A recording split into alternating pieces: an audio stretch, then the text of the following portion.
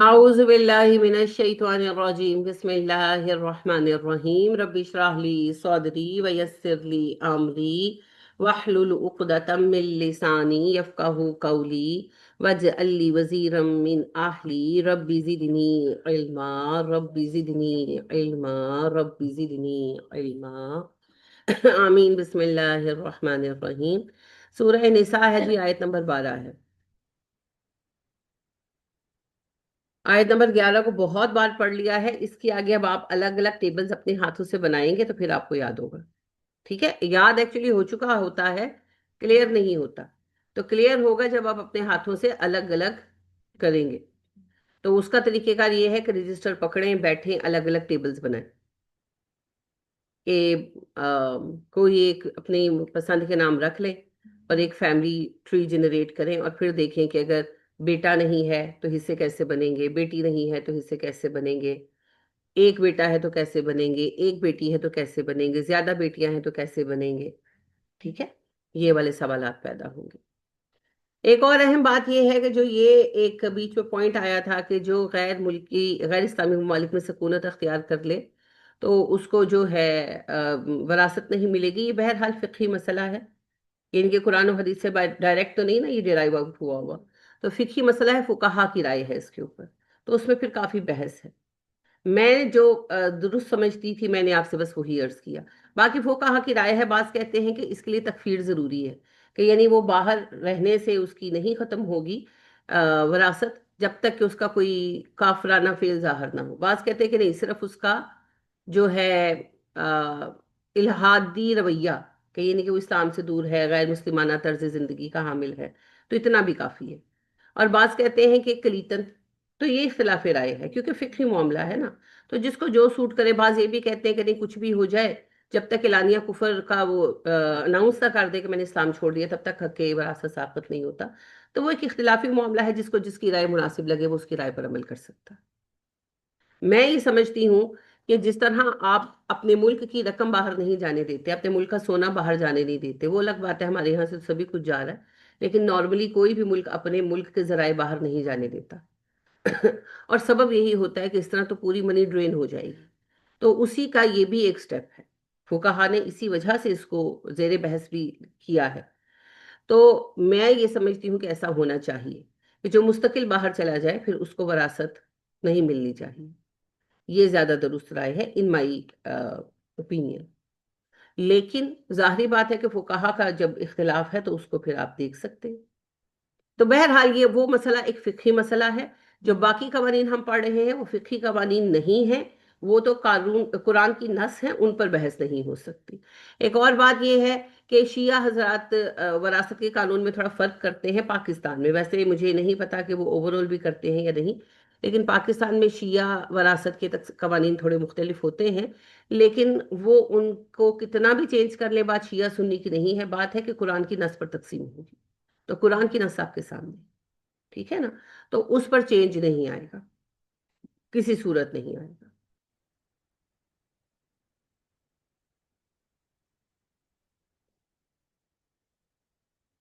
جہاں نص قرآنی آ جائے گی اس پر کسی کی رائے کی کوئی اہمیت نہیں ہوگی، جہاں صحیح حدیث بھی آ جائے گی کسی کی رائے کی کوئی اہمیت نہیں ہوگی، یہ بات یاد رکھیے۔ اگر کسی کا بیٹا باہر جا کے مستقل اس نے رہائش اختیار کر لی، شادی وہاں پہ کر لی، تو پھر اس میں جو پاکستان میں جو جائیداد ہے باپ کی، اس میں اس کا حصہ نہیں ہے۔ آپا اسی میں اختلاف ہے نا، وہی عرض کر رہی ہوں کہ علماء کا بڑا گروہ تو یہ کہتا ہے، بڑا گروہ یہ کہتا ہے کہ جب تک وہ کفر کا ارتکاب نہ کرے تب تک بہرحال حق کے وراثت ثابت نہیں ہوتا، مگر کچھ علماء جو ہیں، کچھ فقہا جو ہیں، وہ کہتے ہیں کہ نہیں، اگر وہ بدعمال ہے تب بھی، اور کچھ کہتے ہیں، اور وہ محدود گروہ ہے، ٹھیک ہے، وہ کہتے ہیں کہ اس کا کوئی معنی نہیں ہے کہ وہ نیک ہے برا ہے، معاملہ یہ ہے کہ اگر وہ غیر اسلامی ممالک میں سیٹل ہوا ہے تو اس کو پھر وراثت اس طرح نہیں ملے گی۔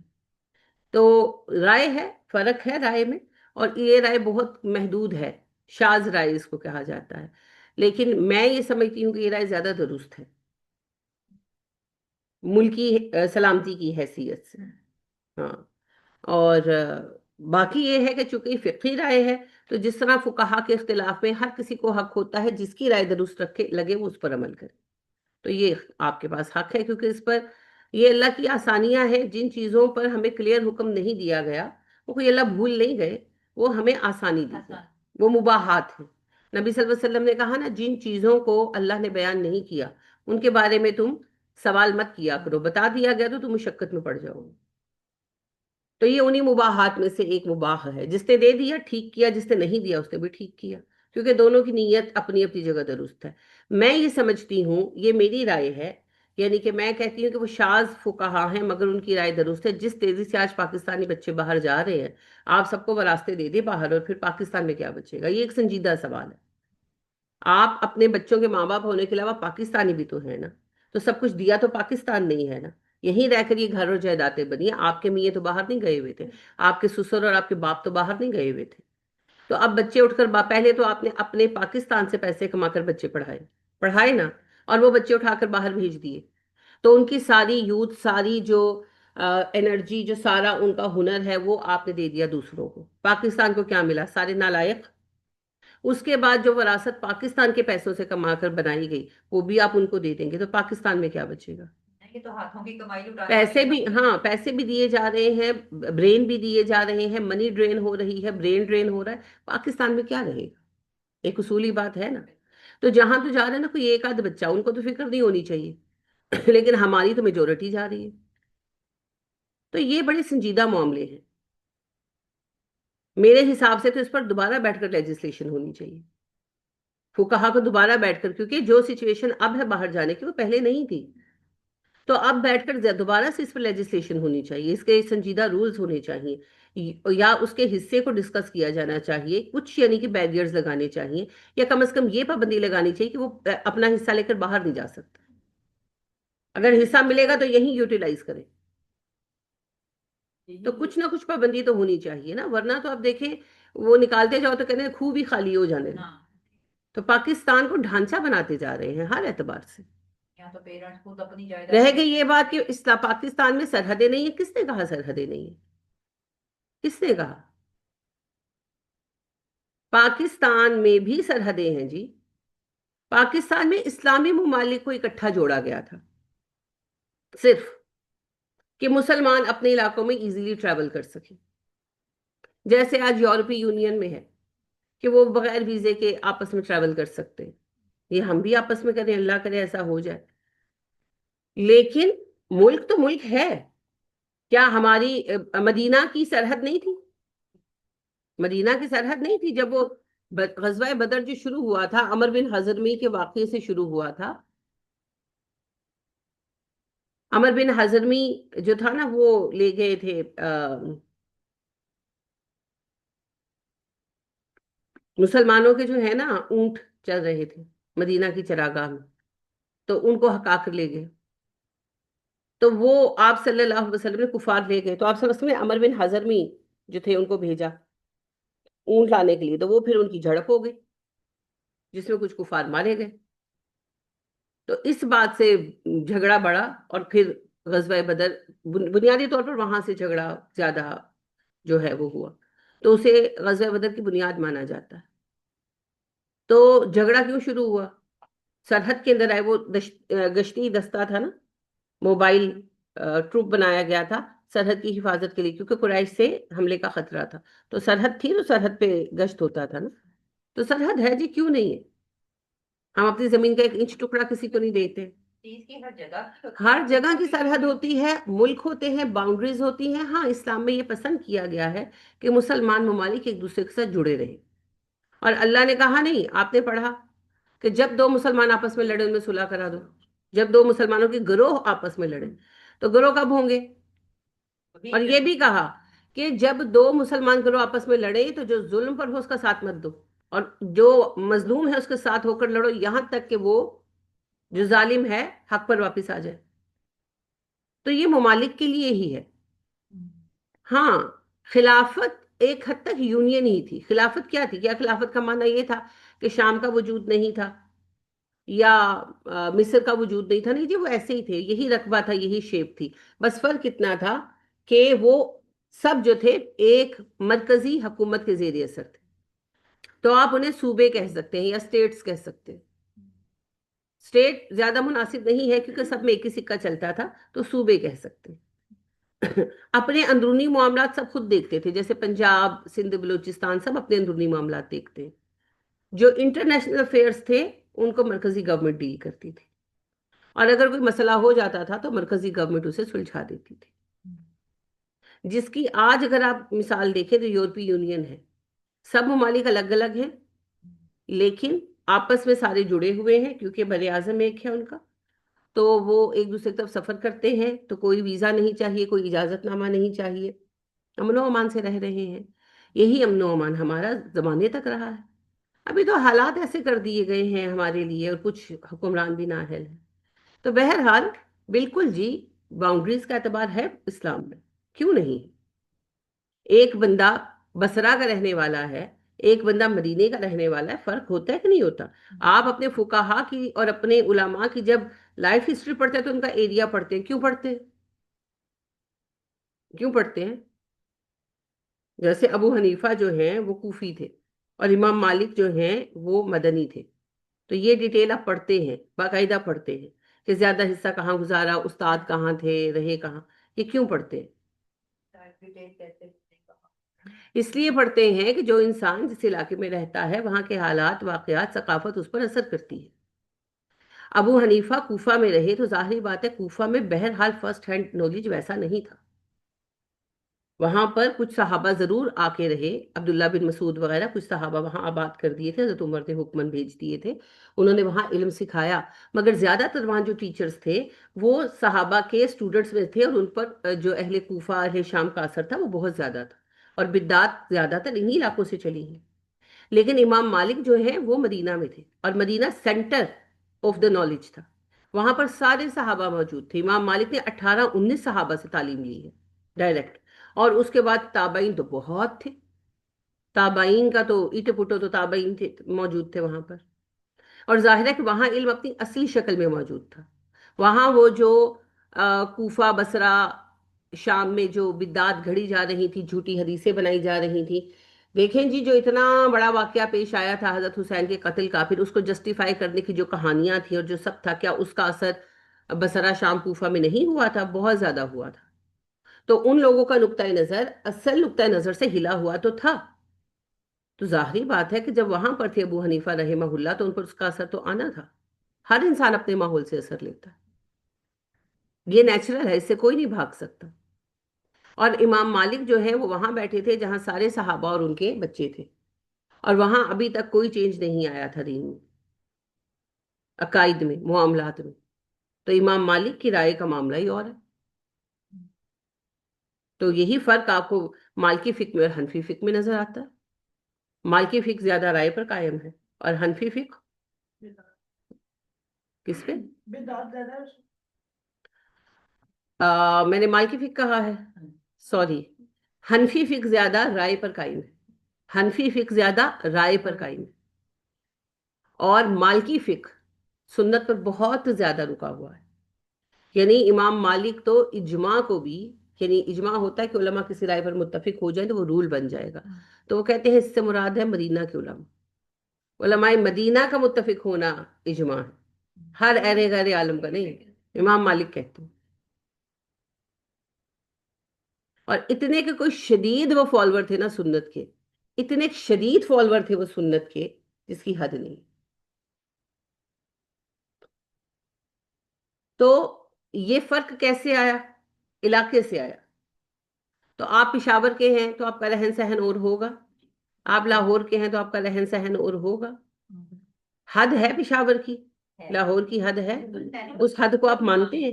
اسلام مانتا ہے. تو یہ جو ہے نا بچگانا باتیں، حد نہیں ہے اسلام میں. او بھائی حد ہے، حد ہے.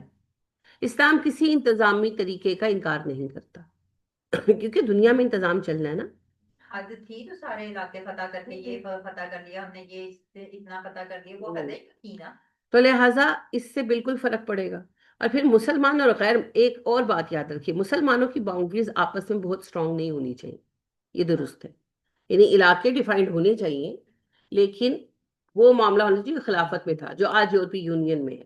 کہ یعنی اگر میں یہاں سے سعودیہ جانا چاہوں تو مجھے کہیں اصولاً پاسپورٹ ویزے کی ضرورت نہیں ہونی چاہیے. یہ میرا حق ہے کہ میں یہاں سے وہاں تک ٹریول کروں. سارا علاقہ مسلمانوں کا علاقہ ہے اور سب کے لیے اس پر برابر کا حق ہے. تو یہ میرا حق ہے جو مجھے حاصل نہیں ہے. لیکن جب بات آ جاتی ہے نا غیر مسلموں کی اور ہماری سرحد کی، تو وہ تو بہت اسٹرکٹ ہوں گی. نہ وہ ہمارے علاقے میں گھس سکتے ہیں، اور ظاہر ہے ہمیں تو گھسنے ہی نہیں دیں گے.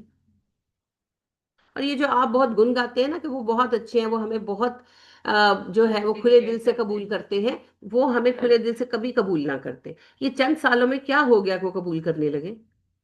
چند سال پہلے تک تو قبول نہیں کرتے تھے بھائی. تو پھر ابھی کیا ہو گیا؟ انہیں یوتھ کی ضرورت ہے. انہیں یوتھ کی ضرورت ہے. آپ بڈھے اٹھ کے دیں نا ذرا، ہوتے ہیں آپ کے ویزے اپروف؟ بہانے بہانے سے وہ کر دیتے ہیں آبجیکشن، بہانے بہانے سے کر دیتے ہیں. یہاں تک کہ بہت سارے بچوں کو میں نے دیکھا ہے کہ وہ اپنے پیرنٹس کو نہیں بلا پا رہے. ابھی میری ایک اسٹوڈنٹ ہے، ان کا بیٹا بیچارہ فوت ہی ہو گیا. اس کو وہاں پر کرونا ہو گیا تھا، تو پھر وہ نہیں، اس سے وہ ٹھیک ہو سکا. تو 3 بار اس کے بھائی نے، دونوں بچے وہاں گئے ہوئے ہیں، پڑھ بھی رہے ہیں اور کوئی پارٹ ٹائم ان کی جاب بھی کر رہے ہیں. پارٹ ٹائم کر رہے ہیں، یہ شاید میرا خیال ہے ایک کی کمپلیٹ ہو گئی ہے، اس کی وہ چل رہی تھی کیا چلتی ہے، ہاں انٹرنشپ. تو دوسرا بھی پڑھ رہا تھا. تو وہ اس کو ہو گیا کرونا. خیر اس کا نا ہارٹ اس سے، یا ہارٹ اس کا متاثر ہو گیا. تو انہوں نے کافی ٹریٹمنٹ تو کیا، لیکن بہرحال وہ بیچارہ بچ نہیں سکا. وہ کافی 6-7 ماہ بیمار رہا. 3 بار بیٹے نے اپلائی کیا ماں باپ کو بلانے کے لیے، تینوں بار ویزا نہیں ملا. تڑپتے رہے، حالانکہ وہ صرف بیٹے کو وزٹ کرنے جانا چاہتے تھے، نہیں ملا ویزا. وہ بچہ مر گیا. اللہ کا حکم ایسے ہی تھا. آخری بات یہی ہے. لیکن مقصد یہ ہے کہ جب آپ کسی ایجڈ بندے کے لیے اپلائی کرتے ہیں تو پھر آپ کو وہ والا نہیں ملتا. پھر آپ کو وہ حل، ہاں بچوں کو بلانا ہے. اگر آپ کی عمر 18 سال سے 22-24 سال تک ہے، پھر آپ دیکھیں کیسے آپ کے لیے درواہ ہوتے ہیں. تو وہ ہم پر کوئی احسان نہیں کر رہے. ان کے پاس یوتھ نہیں ہے اور انہیں کام کے لیے یوتھ چاہیے. اور دوسری بات یہ ہے کہ ان کی جو یوتھ ہے وہ بہت پڑھی لکھی ہے، ہائیلی کوالیفائڈ ہے، تو ان کو عام ورکر ملتا بھی نہیں ہے. تو انہیں اپنے لوگوں کے لیے کام چاہیے، کام کرنے والے لوگ چاہیے. تو یہ غلامی کی ایک نئی شکل ہے. اب وہ گلوں میں زنجیریں ڈال کر تو غلام بنا نہیں سکتے. اب انہوں نے اندیکھی زنجیریں ڈال دی ہیں. وہ کیا ہیں؟ اچھے ویجز. ہمارے پیسے کی قیمت کم ہو گئی. یہاں پر ویٹر بنیں گے تو کتنا کما لیں گے، وہاں پر ویٹر بنیں گے تو کتنا کما لیں گے.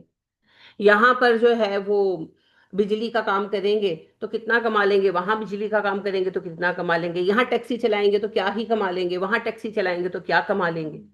اور آپ دیکھ لیں جتنے آپ کے میرے بچے گئے ہیں، 2-4 بچوں کو نکال کر دل پر ہاتھ رکھ کر بتائیں کتنے اچھے کام کر رہے ہیں. سارے ویٹر بنے ہوئے ہیں، ٹیکسیاں چلا رہے ہیں، جو ہیں سیلز بوائے ہیں. کتنے لڑکے ہیں سنجیدگی سے بتائیں کہ جو اچھی پوسٹوں پر، ہائیلی کوالیفائڈ جابز پر کھڑے ہیں. سوائے اس کے کہ کچھ جو پرانے گئے ہوئے ہیں انہوں نے محنت کر کے کوئی سٹور وغیرہ ڈال لیا ہو تو ڈال لیا ہو. پڑھی لکھی جابز پر کتنے ہیں؟ اور زیادہ پڑھے لکھوں کو وہ لفٹ بھی نہیں زیادہ کراتے. سب سے زیادہ کس کی ڈیمانڈ ہے؟ کام کرنے والوں کی، کیونکہ انہیں ورکر چاہیے بھائی. اور اب صورتحال ایسی ہو گئی ہے کہ اگر کھلی غلامی رائج کریں گے تو ذلیل ہوں گے. تو انہوں نے اندیکھی زنجیریں ڈال دی. اور ہماندہ دھند. ہاں جی، وہ اقبال کہتے ہیں دیوے استبداد جمہوری قوا میں پائے کو، تو سمجھتا ہے کہ آزادی کی ہے نیلم پری. ساری عمر تو سیکنڈ سٹیزن ہی رہتے. اس ساری سینیریو میں تو یہ بنا بن جائے تو زیادہ بہتر. یہ تو فقہا کا کام ہے، میری تو صرف ایک رائے ہے. کم از کم اتنا تو کرنا چاہیے کہ اگر ویزا ملے گا تو پاکستان جس ملک سے، اسلامی ملک سے ملا ہے، وہیں پر یوٹیلائز کر سکتے ہیں، لے کر نہیں جا سکتے. میرا یہ کوشچن ہے، کیا غیر مسلم کنٹری میں وہ بچے تو انہیں نہیں اجازت دی، یا کسی اسلامی کنٹری میں؟ نہیں، اسلامی کنٹری کا کوئی مسئلہ نہیں ہے. مسئلہ اسلامی ملک کا ہے ہی نہیں. مسئلہ پیدا ہی تب ہوتا ہے جب غیر اسلامی ممالک میں جا کر رہتے ہیں. اسلامی ممالک کا کوئی پرابلم نہیں.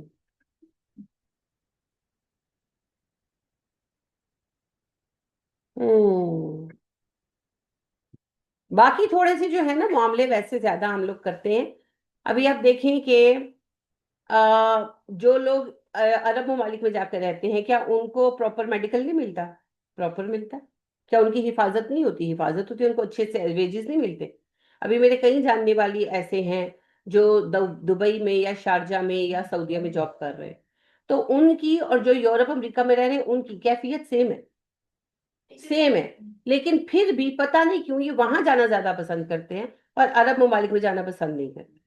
اور یعنی کہ آئی ڈونٹ نو، حالانکہ وہی حفاظت ہے، وہی سہولتیں ہیں، ہاں بالکل. سب کچھ ہے. اور وہی کہ ابھی میری دوست سے میری بات ہو رہی تھی تو وہ کچھ بیمار تھی، وہ جا نہیں رہی تھی، تو میں نے اس کو کہا کہ کیوں نہیں جا رہی، پیسوں کا مسئلہ؟ تو کہتی ہے نہیں وہ تو انشورنس ہے، وہ تو انشورنس ہے. تو یعنی کہ اے کلاس انشورنس ہے، اے پلس کلاس ہے، بی کلاس ہے، بی پلس کلاس ہے. تو بی پلس میں بھی جی کیا ہے، سارا کچھ فری ہے، سارا کچھ فری ہے. ہاں سارا کچھ، ڈاکٹر کی فیس، ٹیسٹ وغیرہ سب کچھ فری ہے. دیکھیے یہاں پہ ارننگ تو بہت اچھی ہے عرب کنٹریز میں، لیکن یہاں پہ بچوں کے لیے تعلیم کا کوئی سلسلہ ہے ہی وہ نہیں. تو عربوں کے اپنوں کے لیے بھی نہیں. وہی نا کہ مطلب اگر کوئی سیٹل ہونے کی خیر ایسا نہیں ہے کہ بالکل نہیں ہے، ہے پرائیویٹ اسکول. اب جیسے میری جو دوست جاب کر رہی ہیں اسکول میں، تو پرائیویٹ اسکول ہے نا. اصل میں پتہ کیا ہے، ہم نے اس کو بھی مسئلہ بنایا ہوا ہے، ایسا نہیں ہے کہ سسٹم نہیں ہے. عربی سیکھنی پڑتی ہے نا. آپ نیشنل اسکول میں داخل کرائیں، وہ آپ کا بچہ داخل کر لیں گے، مگر عربی وہ ایز فرسٹ لینگویج پڑھائیں گے. ہمیں موت پڑ جاتی ہے. اچھا جب ہم یورپ امریکہ میں رہتے ہیں، وہاں انگریزی فرسٹ لینگویج پڑھاتے ہیں، وہاں تو آپ کو تکلیف نہیں ہوتی.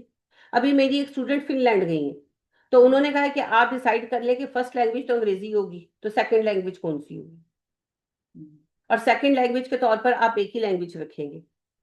وہاں کی اپنی لینگویج اب میں بھول گئی ہوں کون سی ہے، اور انہوں نے کہا ہماری اردو ہے، تو انہوں نے کہا دونوں میں سے ایک چوز کریں. بچے پر زیادہ بوجھ نہیں ڈالنا. فرسٹ لینگویج تو انگلش ہوگی، سیکنڈ لینگویج یا آپ کی ہوگی یا ہماری ہوگی. پھر جب یہ ایلیمنٹری میں آ جائے گی تو پھر ہم تھرڈ لینگویج ایڈ کریں گے. تو وہ فرسٹ لینگویج انگریزی ہے، اس سے کسی کو کوئی تکلیف نہیں ہے. لیکن جب عرب اسکولوں میں جاتے ہیں، نیشنل اسکولز میں، اور وہ کہتے ہیں فرسٹ لینگویج عربی ہوگی، تو غلط کہتے ہیں. تو وہاں پہ موت پڑ جاتی ہے. ظاہری بات ہے، ہر کوئی اپنی اپنی زبان میں پڑھائے گا. اگر آپ چائنا کے سرکاری اسکول میں جائیں گے، وہ آپ کو فری پڑھائیں گے، پر وہ کہیں گے فرسٹ لینگویج چائنیز ہوگی. بالکل سب سے پہلے یہ دیکھو. جاپان میں جائیں گے، جاپان والے کہیں گے فرسٹ لینگویج جاپانی ہوگی. تو عرب نیشنل اسکولز میں جب آپ جاتے ہیں تو یہ مسئلہ آتا ہے، زبان کا بیریئر آتا ہے. میں مانتی ہوں ظاہر ہے عربی نہیں آتی، تھوڑی دقت ہوتی ہے، پر بچے کو ڈال دیں گے تو سیکھ ہی جائے گا نا. لیکن نہیں، وہ پھر ڈالتے ہی نہیں. پھر وہ پرائیویٹ اسکولوں میں جاتے ہیں، انٹرنیشنل میں، وہ بہت مہنگے ہوتے ہیں کیونکہ وہ پرائیویٹ ہے. وہ ایسے ہی مہنگے ہیں جیسے یہاں پر ہمارے مہنگے ہیں. وہ پھر ریالوں میں ویسے پے کرنا پڑتا ہے، پھر تکلیف شروع ہو جاتی ہے. تو پھر اٹھ کر پاکستان آ جاتے ہیں. مجھے اتنے زہر لگتے ہیں یہ لوگ، معذرت کے ساتھ. پیسے کمانے وہاں رہتے ہیں، جب بچوں کے پڑھنے کا ٹائم آتا ہے پاکستان آ جاتے ہیں. یہاں سے ان کو جو ہے وہ او لیول اے لیول کراتے ہیں، یہاں سے ان کو گریجویٹ کراتے ہیں، پھر اٹھ کر ان کی نوکریاں لے کر پھر وہاں چلے جاتے ہیں. تو پاکستان کیا ہے؟ قبرستان جہاں دفن ہونے کے لیے آ جاتے ہیں. پھر وہیں رہو نا، مت آؤ پاکستان، چھوڑ دو ہماری جان. آپ نے اپنا سارا آؤٹ پٹ وہاں دینا ہے اور ان پٹ یہاں سے لینا ہے. یہ کہاں ہوتا ہے؟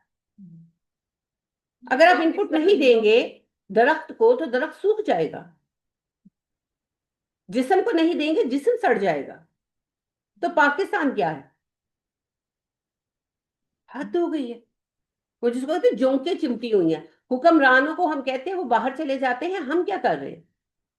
اور میں تو بچپن سے ہی دیکھتی ہوں ان کی، جب میں چھوٹی تھی 10-11 سال کی تھی تو میں تب سے سنتی آ رہی فلانا باہر چلا گیا، فلانے دا منڈا باہر چلا گیا، فلانے دا منڈا بھی باہر چلا گیا، فلانے دا منڈا بھی باہر چلا گیا، فلانے دا میاں بھی باہر چلا گیا. حد ہو گئی ہے. آج میں بوڑھی ہونے کو آ گئی ہوں، کہانی وہی چل رہی ہے.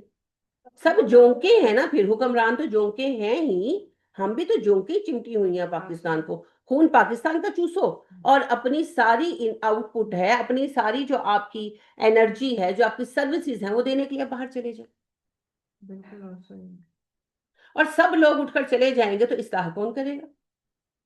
یعنی میرے گھر کی چھت ٹپکنا شروع ہو گئی تو میں گھر بدل لوں تو گھر تو کوئی بھی ٹھیک نہیں کرے گا. یہ کیا گارنٹی کہ جو بدلیں گے اس میں کبھی کوئی لیکیج نہیں ہوگا؟ نہیں ہوگا. اچھا وہاں کے مسائل بھی آرام سے سہ لیتے ہیں، ہوتے نہیں مسائل.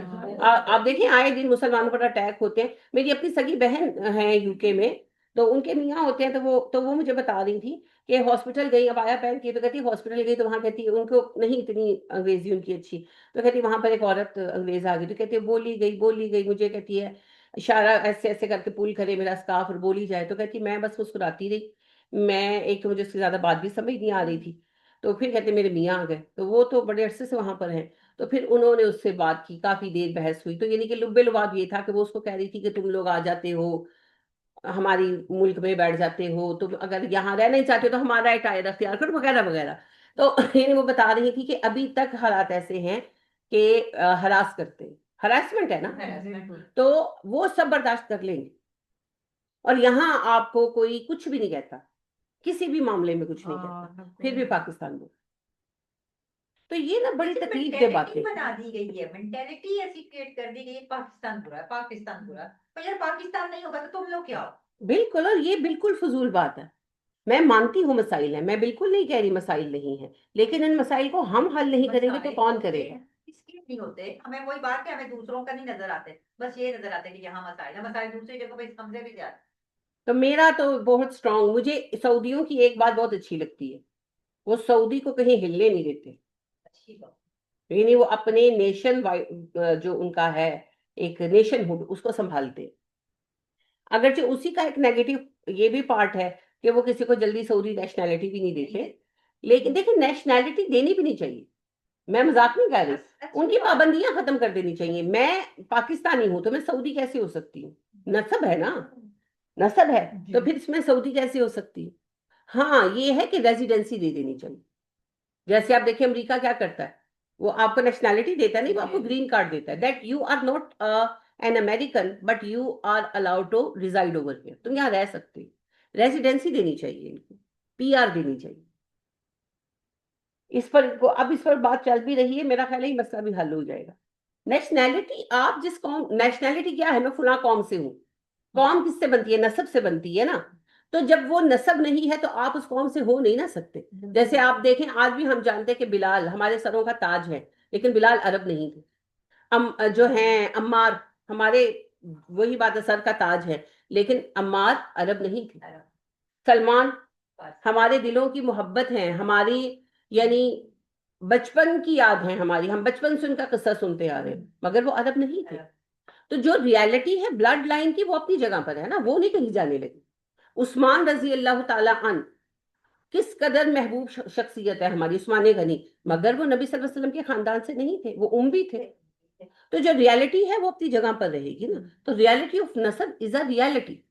سو مجھے وہ ان کی بات یہ فقہی اعتبار سے درست ہے کہ ہم کسی کو اگر نیشنلٹی دیتے ہیں تو وہ عرب نہیں ہو جاتا، صحیح ہے. باقی اس کے اوپر انہوں نے سیاسی عمارت کھڑی کی ہوئی ہے کہ وہ لوگوں کو وہاں رہنے نہیں دیتے.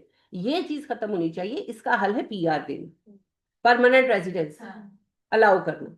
ٹھیک ہے، اس کی چیک اینڈ بیلنسز رکھیں، لیکن رہنے دیں لوگوں کو.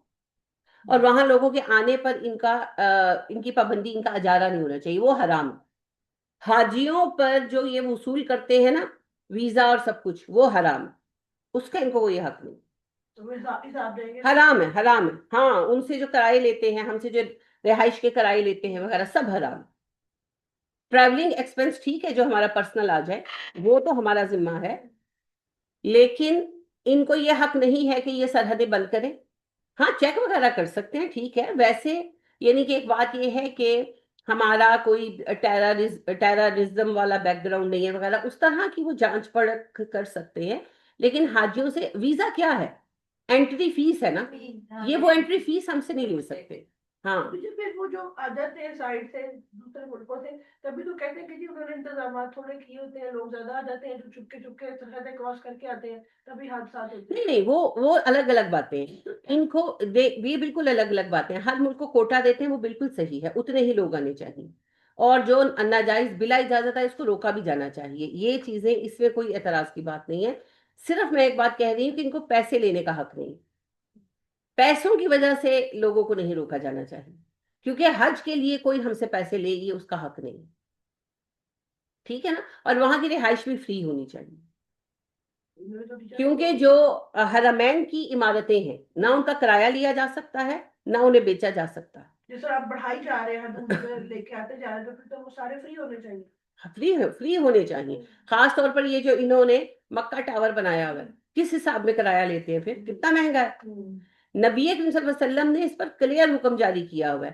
حرمین کے جو گھر ہیں، وہاں کے ریزیڈنٹس جو تھے ان کو یہ حکم تھا کہ وہ اپنے گھروں کے کمرے بند کر سکتے ہیں، اپنے گھروں کے صحن بند نہیں کر سکتے، صحنوں پر جنگلہ نہیں لگا سکتے، کیونکہ حاجیوں نے آنا ہے، حاجیوں نے رہنا ہے۔ صرف تم اپنے جو ذاتی اندر کے کمرے بیڈ رومز ہیں وہ بند کر سکتے ہو، باقی سارا گھر کھلا رہے گا۔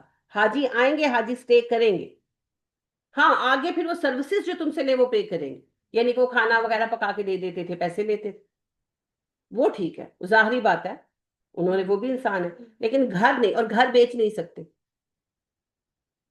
اور ان گھروں کا کرایہ نہیں لیا جا سکتا۔ تو حاجیوں سے رہنے کا کرایہ، اب یہ وہی ساری جگہ ہے نا، حکومت نے بائی کر لی، ٹھیک ہے، اوکے، حکومت نے بائی کر لی، ٹھیک ہے، تو اب حکومت کو تو بالکل فری کر دینا چاہیے، پھر لاجز بنا دینے چاہیے، پر حکومت تو وہاں کاروبار کیے جا رہی ہے۔ تو عام بندے کو روک دیا گیا کہ تمہاری شمسا کی پراپرٹی ہے، پر شمسا تم یہاں رہ سکتی ہو، نہ تم اس کو بیچ سکتی ہو، نہ تم اس کا کرایہ لے سکتی ہو۔ حاجی سے تو بالکل بھی نہیں، ہاں آپس میں کسی کو رکھا ہے تو اس سے لے سکتی ہو، یعنی کہ وہی مکے کا ہی رہائشی ہے تو وہ کہتا ہے کہ تمہارا اوپر والا کمرہ میں کرایہ پہ لے لو، آپ کہتی ہے لے لو، تو آپ وہ اس کا کرایہ لے سکتی ہو، مگر حاجی سے آپ کچھ نہیں لے سکتے، اور نہ آپ حاجی کو سٹے کرنے سے منع کر سکتے، اور آپ جنگلہ بھی نہیں لگا سکتے کہ کسی کو اجازت لے کر آنا پڑے، وہ رات کو آ رہے، وہ دن کو آ رہے، اب ہر جگہ ہمارے اوپر نہیں پتا، لیکن ان کو تو پتا ہے، سب پتا ہے، چیزیں بڑھائی جا رہے ہیں ہر ہاں ہاں، باپ بڑھانا بھیا تو سب سے بڑا روپیہ۔ اور میں حیران ہوتی ہوں، آلریڈی اتنا دیا ہے اللہ نے سعودیوں کو، ان کو کیا ضرورت ہے ان چیپ حرکتوں کی؟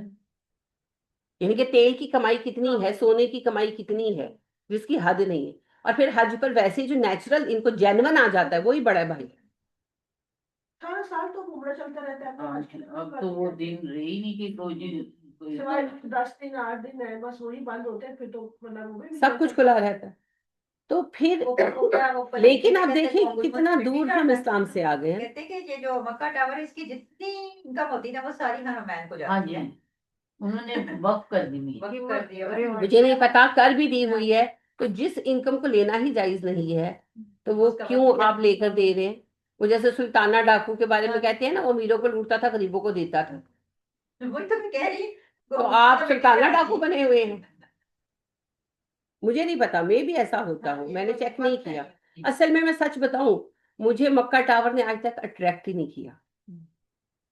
وہ اقبال کہتے ہیں نا، خدا کا فرشتوں سے خطاب ان کی نظم ہے، تو اللہ کہتے ہیں میں ناخوش و بیزار ہوں مرمر کے سلوں سے، میرے لیے مٹی کا حرم اور بنا دو۔ مکہ ٹاور معذرت کے ساتھ مجھے بالکل اچھا نہیں لگتا۔ مجھے نبی صلی اللہ علیہ وسلم کی وہی بات یاد آتی ہے کہ قیامت سے پہلے تم دیکھو گے کہ ننگے پیر اونٹ چرانے والے چرواہے بلند و بالا عمارتیں بنانے میں ایک دوسرے سے مقابلہ کریں گے۔ دبئی والوں نے برج خلیفہ بنایا، انہوں نے مکہ ٹاور بنا لیا، اب وہ کچھ اور بنا لیں گے، اب یہ کچھ اور بنا لیں گے۔ 30 تک اس کو پھر آگے وہ پتہ نہیں مقابلہ چل رہا ہے، یہ یہی تماشا چلتا رہے گا، تو یہ اس جو ہے نا، ہاں جی، نیون سٹی بنا رہے ہیں۔ دیکھیں جی، یہ جو مقابلہ ہے نا، یہ تو علامت ہے بہت بڑی، تو مجھے تو مکہ ٹاور دیکھ کر وہی بات یاد آتی، تو لوگوں کو بہت زیادہ وہ اپیل کرتا ہے، تو مجھے اپیل نہیں کرتا۔ مکہ ٹاور کی بلندی میں کعبے کی شوکت اور وقار کہیں کھو گیا ہے، تماشا بن گیا ہے کعبے کا، اپنی کھڑکی سے بیٹھ کر ہم دیکھ رہے ہیں۔ اچھا جی، تشریف لائیے نیچے اور آ کر کعبے کو دیکھیے۔ کعبے کے، میرے نزدیک کعبے کے وقار کا مذاق بنا دیا گیا، تو مجھے بالکل اپیل نہیں کرتا۔ جو چیزیں چل کے وہاں پہ پہنچنا، اس کا جو مزہ ہے، یہ جو کہہ دیا کہ وہ حدود حرم میں ہے، ہاں جی، لوگ آتے ہیں، اسٹیٹس سمبل بھی بن گیا ہے نا، ہم تو گئے، ہم تو مکہ ٹاور میں ٹھہرے، ہم تو بس چائے پیتے تھے تو بھی کعبہ سامنے، وہ ایک اسٹیٹس سمبل بن گیا۔ جڑے غریب نے وہ بیچارے عزیزیہ بیٹھے ہوئے،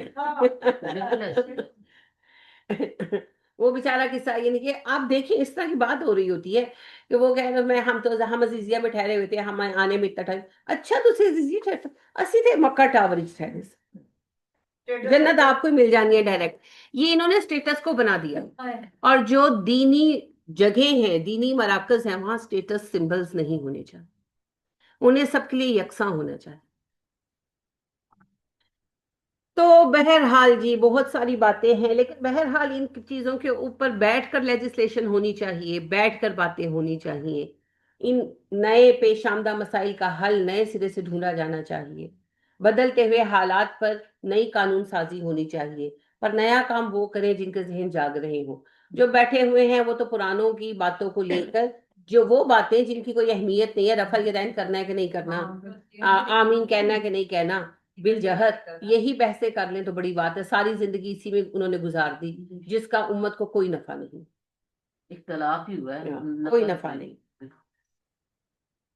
ٹھیک ہے، آج بھی لوگوں کو صحیح معنوں میں پتہ ہی نہیں کہ وضو کا کیا طریقہ ہے، نماز کس طرح سے پڑھنی، یہ بیسک چیز نہیں بتائیں گے۔ یہ بتا دیں کہ آمین کہو گے تو تمہیں پکڑ کے ماریں گے، تو اگر رفع یدین نہیں کرو گے تو تمہیں نکال دیں گے۔ لوگوں کو صحیح طریقہ نماز تک نہیں آتا۔ اگر یہ ایک ٹیوٹوریل رکھ عمرہ کے لیں لیے صرف دن میں صرف ایک دفعہ ہر مسجد میں ہو کہ بھئی یہ ٹیوٹوریل 15 منٹ کا ہم آپ سارے لے لیں، یہ خود پہ بتا دیا کرے تھوڑا سا، تو وہی بہت بات ہے۔ بالکل جی حج اور عمرہ کے لیے صرف وہی خرچہ ہو اور وہاں جتنا عرصہ بھی رہیں وہ مفت ہو، اگر اسلام پہ عمل کیا جائے۔ اسلام پر عمل کیا جائے تو صرف آپ کو اپنے کھانے پینے کا اور راستے کے سفر کا خرچہ چاہیے۔ جیسے آج آپ جہاز پہ سفر کرتے ہیں تو جہاز کا کرایہ چاہیے، اس زمانے میں خچر وغیرہ ہوتے تھے تو ان کا کھانا چاہیے، اپنا کھانا چاہیے، لیکن آپ سے کوئی کرایہ وصول نہیں کیا جائے گا اور کوئی حدود حرم میں انٹری کی فیس نہیں ہوگی۔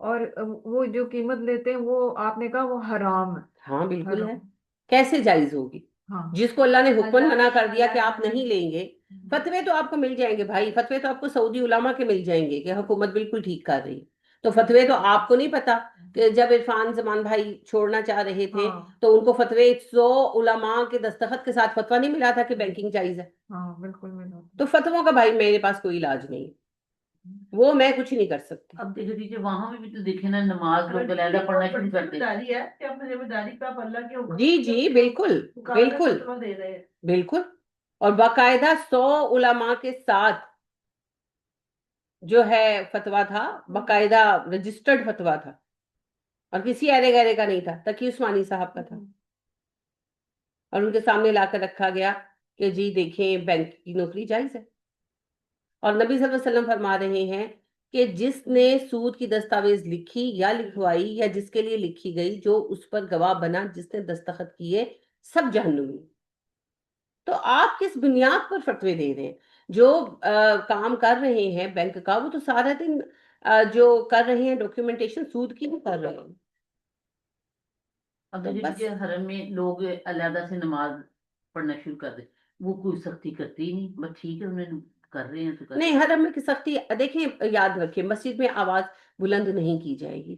جو حرمین والے ہیں ان کے اخلاق بہت اچھے ہیں، یہ ایمس سے جی وہ دین کو بہت اچھا لے کر چلتے ہیں۔ جی تو حرم میں آواز بلند نہیں کی جائے گی، مسجد میں نہیں کی جائے گی، حرم تو حرم ہے، حرم میں آواز بلند نہیں کی جائے گی، حرم کے تو پرندے کو پکڑا نہیں جائے گا۔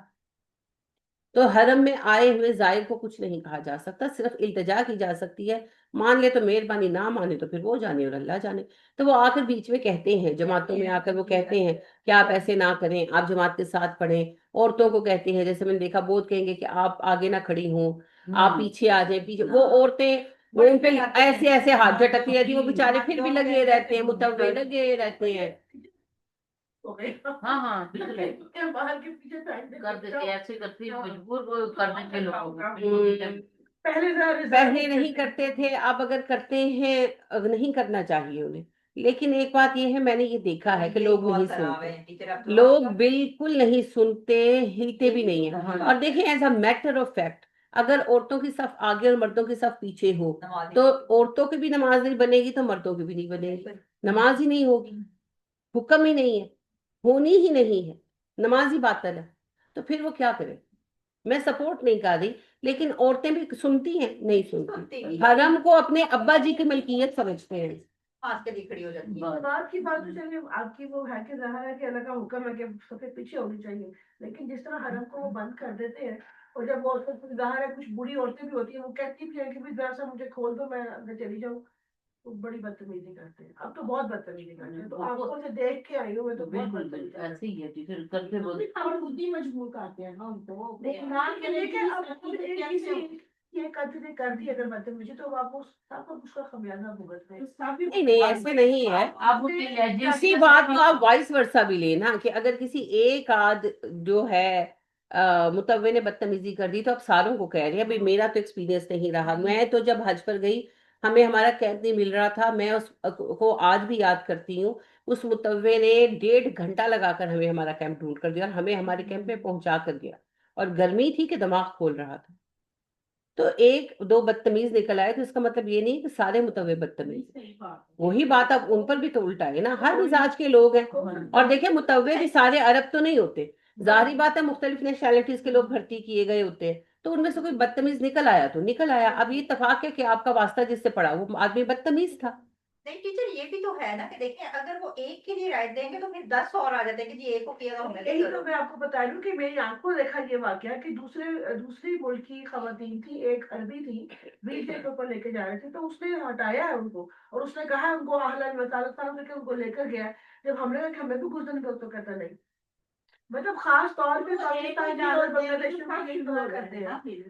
नहीं देखें, दो बातें। पहली बात ये है कि ये बात मैंने बिल्कुल नोटिस नहीं की कि ये फर्क करते हैं, मेरा तजर्बा बिल्कुल नहीं है। दूसरी बात, माजरत के साथ पाकिस्तानियों के करतूत भी ऐसे हैं। पाकिस्तानी अभी भी मेरी साथी मुझे बता रही थी, यानी कि मेरी एक अजीजा हैं, तो वो बता रही थी कि यानी कि उन्होंने किसी पाकिस्तानी की जॉब लगवाई, तो उसने फिर वहां आकर ना ग्रुपबाजी कर ली, यानी कि ना, तो वो कोई झगड़ा शगड़ा पैदा कर दिया। तो फिर उनकी जो उनके इंचार्ज थे उन्होंने बुलाया, हैंडल तो उन्होंने कर लिया, आपको पता है सऊदी लॉज बड़े मजबूत है, उन्होंने हैंडल तो कर लिया, उसको वापस भी भेज दिया और उसको बुलाया। फिर उसको ये कहा कि देखिए आपकी हम बहुत इज्जत करते हैं और आपकी वजह से हमने जॉब दी थी, लेकिन ये वजह है कि हम पाकिस्तानियों को जल्दी जॉब पे नहीं रखते, ये हमारे लिए प्रॉब्लम क्रिएट करते हैं। तो कहने लगी कि यहाँ पर तकरीबन 150 स्टाफ है और सारे ज्यादा जो है ना वो बांग्लादेशी हैं और इंडोनेशियन है, तो कहती कोई प्रॉब्लम क्रिएट नहीं करता। तो कहती मुझे इतनी शर्मिंदगी हुई और मैंने ये तहैया किया कि मैंने आइंदा किसी को रेफर नहीं करता। तो ये हमारा मिजाज है, हम प्रॉब्लम क्रिएटर हैं। हम हमारा नखरा हम बहुत सोचे ज्यादा है। समझे बगैर सुने सुनाए हम बस अपने बीच में कूद पड़ते हैं हर चीज पे। नहीं, नखरा बहुत ज्यादा है, बहुत नखरा करते हैं। तो कुछ हमारे मिन हैसल कौम प्रॉब्लम्स हैं, हमें दुनिया में बहुत अच्छा वर्कर नहीं माना जाता क्योंकि हम कामचोर भी हैं, माजरत के साथ। आप खुद अपने लोगों को देख लें, आपके कितना वो काम करते हैं, कामचोर भी हैं। अभी वही हम बात कर रहे थे आपस में, वैसे ही बात कर रहे थे कि मेरी दोस्त होती हैं सऊदिया, तो वो जाहिर है कि काम तो नहीं कर पाती घर का, तो वो वंस इन अ वीक वहां पर एक जो है ना बंगाली है मिलन, तो उसको चाबी दे देती हैं, एक चाबी दी हुई है तो उसको वंस इन अ वीक बुला लेती हैं, और ये घर पर नहीं होती तो वो पूरे घर को साफ करके जाता है। और वो कहती है वो एक एक कोना साफ करके जाता है, कि यानी कि जैसे उनका वो पड़ा हुआ था गैस सिलेंडर, तो वो गंदा हुआ था तो वो उसको भी साफ करके गई। आप यहाँ एक्सपेक्ट कर सकते हैं? यानी मेरे पास जो हाउस हेल्प है, मैं चली जाती हूँ तो बस अल्लाह अल्लाह खैर सल्ला। आज मेरा सर दुख रहा था, मैं दोबारा लेट गई, तो जो सफाई करने वाली यही सर देखे फर्श पर उसने गंद मार के चली गई। इवन मेरे मियाँ ने कहा कि इसने आज तपड़ी कैसी लगाई है, मैंने कहा मैं जो सो गई थी। तो आप देखें ये फर्क है ना। हालांकि आप थोड़े दिन पहले ही कह रही थी कि वो बड़ी अच्छी है और बड़ा काम अच्छा करती साफ है, सुथरा करती लेकिन है, सर पे हो लेकिन तो, बात वही सर पे ना हो तो 2 मिनटों में निकल जाती तो हूँ। मैं देखने क्या है। तो ये बिल्कुल ये हमारे प्रॉब्लम्स हैं और ये प्रॉब्लम्स हमारे हर जगह पर। तो देखिए बिल्ट वो रीजंस होती हैं जिसकी वजह से कोई किसी को पसंद नहीं करता, वरना उनको तो बंदा चाहिए, उनको तो वर्कर चाहिए। तो वो फिर वही बात है कि अगर कौवे आपको पसंद नहीं कर, आप कौवों को पसंद नहीं करते तो कौवे भी आपको पसंद नहीं करते। तो दोनों के पीछे रीजंस है ना। हमारे लोगों के एटीट्यूड भी काम वाले नहीं है।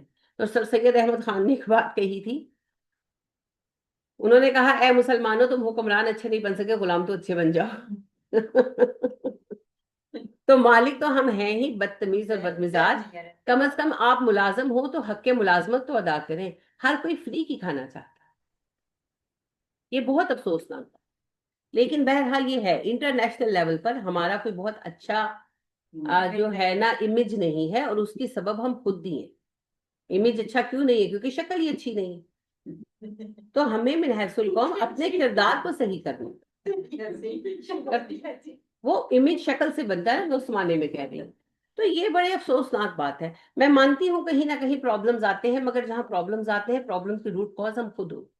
ایسے ہی اللہ خود کہتے ہیں یہ ہاتھوں کی کمائی ہے تمہارے لیے، کچھ نہیں ہاں، کرتے ہیں۔ باقی آپ دیکھیے کہ سیدھی سی بات ہے، ان کو تو کام کے لیے بندہ چاہیے، تو جو زیادہ اچھا کام کرے گا وہ اس کو لیتے جائیں گے۔ ہاں، ہمارے تو معاشرے میں ہے ہی نہیں کوئی آپ نے لیبر سے کام کروانا اور آپ پہ کھڑے نہ ہو۔ ہاں جی، نہیں نہیں، کوئی وہاں تو کانسیپٹ ایسے نہیں ہے ہی وہاں پر، کرتے یہ ہیں۔ کانسیپٹ ہی نہیں ہے۔ وہاں پہ آپ ہائرنگ کرتے ہیں، ٹائم سیٹ کرتے ہیں، اکاؤنٹ میں ان کے پیسے جاتے ہیں، وہ خود ہی کام کر کے چلے جاتے ہیں، لیکن آپ مجھے بتائیں آپ ایک سے بھی ایکسپیکٹ کر سکتے ہو؟ تو یہی پرابلم ہے۔ ٹیچر آپ کو کتنی دیر ہو آج کرتے ہیں؟ مجھے جی کافی دیر ہو گئی ہے، میں 2006 یا 2007 میں گئی تھی۔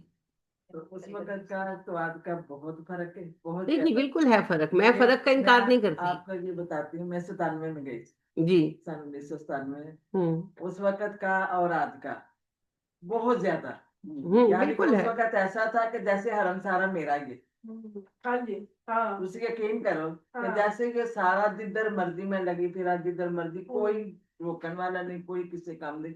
ہوں تو جڑے پولیس والے نے نا اتنے درمچاریاں بیٹھ گئی انہوں نے اگ اتوں ٹھانا ہلیا نہیں، اتوں اگے گئی اتوں ٹھا کے جی ایک پیچھے نہیں پی جاتے، اس طرح ہوں یہ نہیں کہ میرے نال میں لوگوں نے ویخ کہ ایسے طرح کرتے کہ ایتھے پتہ نہیں وہ کتوں دے آئے نے پولیس والے جڑے اس طرح کرتے پے۔ نہیں جی، وہ قیام مسکوک آ گیا، نہیں نہیں، بڑی اچھی حفاظت نال عورتاں جاندیاں، تہ خانے چ بھی جاندیاں، جتھے بھی جاندیاں انہاں نے ٹھا دینا جتھے بھی بیٹھیاں۔ اتنی دیر بیٹھنے نہیں دیتی۔ رش بہت ہو گیا ہے۔ رش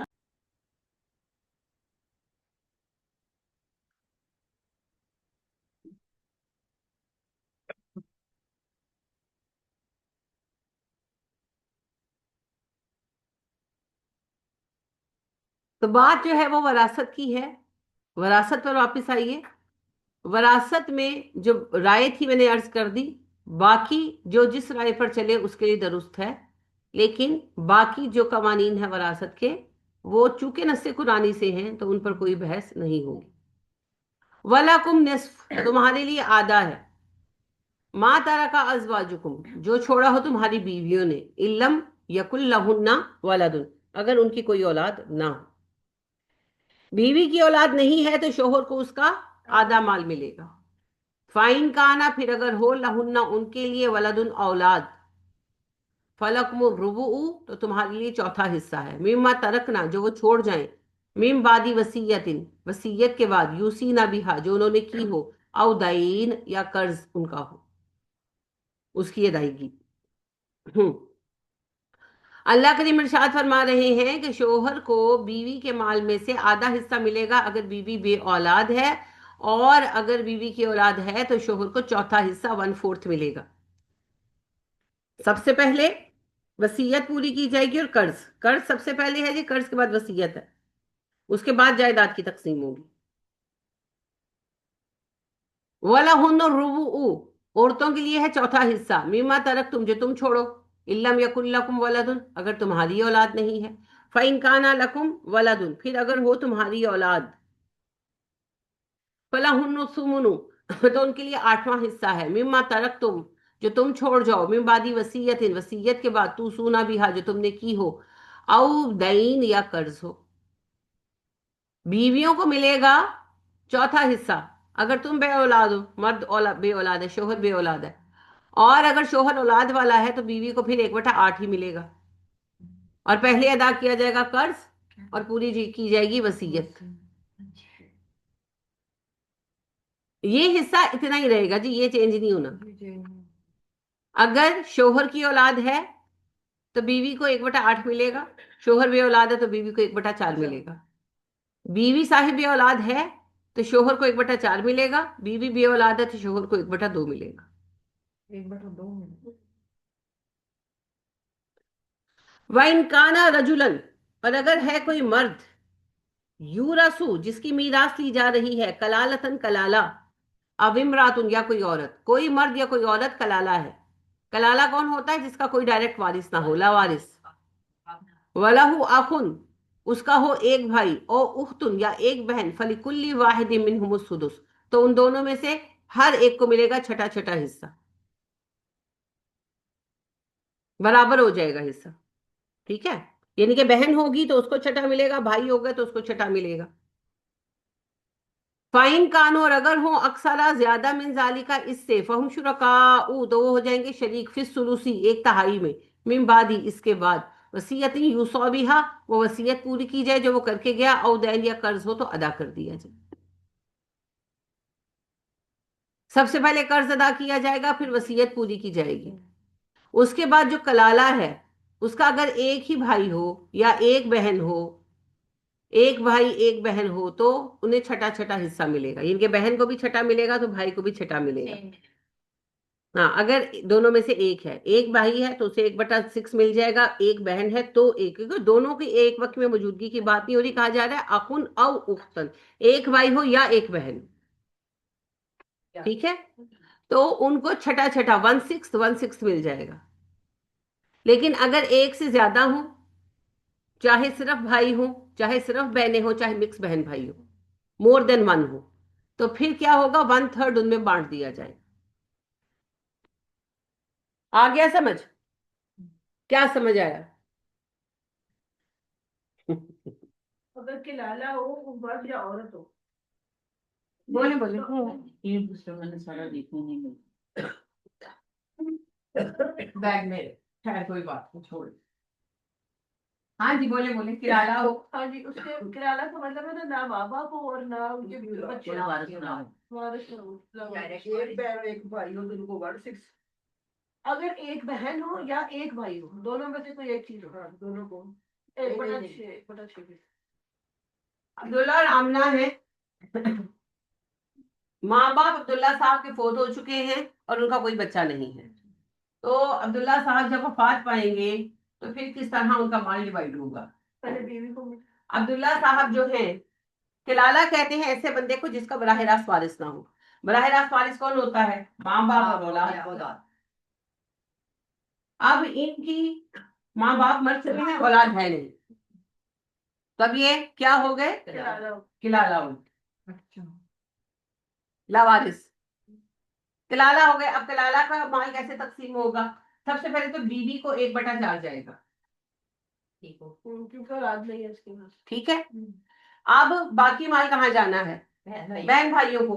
اب فرض کریں ان کی ایک بہن ہے تمینہ، تو اسے 1/6 مل جائے گا، ٹھیک ہے؟ اور فرض کریں کہ بہن نہیں ہے، ایک بھائی ہے نسیم ہے، تو وہ بھی حصہ 1/6 رہے۔ یہ نہیں کہا گیا کہ ایک بہن اور ایک بھائی ہو تو دونوں کو برابر ملے گا، یہ نہیں کہا، اللہ نے کہا ایک بہن ہو یا ایک بھائی ہو تو پھر 1/6 حصہ مل جائے گا، چاہے وہ بہن ہو چاہے وہ بھائی ہو۔ لیکن ان کے ہیں 5 بھائی، یا ہے 6 بہن بھائی، کوئی فرق نہیں پڑتا، یا ان کے ہیں 4 بہنیں، یعنی کہ جینڈر سے فرق نہیں پڑتا، بہن بھائی جو ہے وہ ایک سے زیادہ ہے، چاہے صرف بھائی ہے چاہے صرف بہنیں ہیں اور چاہے بہن بھائی مکس ہیں، تو جو ہے اس کا 1/3 جائیداد کے 3 حصے بنائے گئے تو اس کا تیسرا حصہ 1/3 بہن بھائیوں میں ایکولی ڈسٹریبیوٹ کر دیا جائے تو جو باقی کے دو تیسرا حصہ جو وہ سارے بہن بھائی میں تقسیم ہوگا۔ ہاں جی، 2 سے زیادہ ہوں گے، ٹھیک ہے؟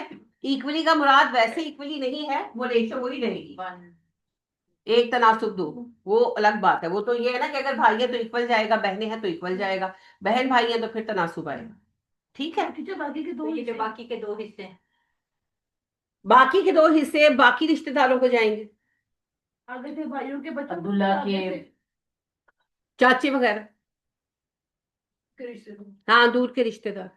اگر کوئی مرد لالا ہے، جیسے میں آپ کو مثال دیتی ہوں، میرا دیور ہے، اس کی کوئی اولاد نہیں، اس نے اپنی بہن کی بیٹی اڈاپٹ کی ہوئی پیدائشی طور پر، اس کی شادی بھی اب کرتی ہے، اب اس کی جو جائیداد ہے اس کا کیا ہوگا؟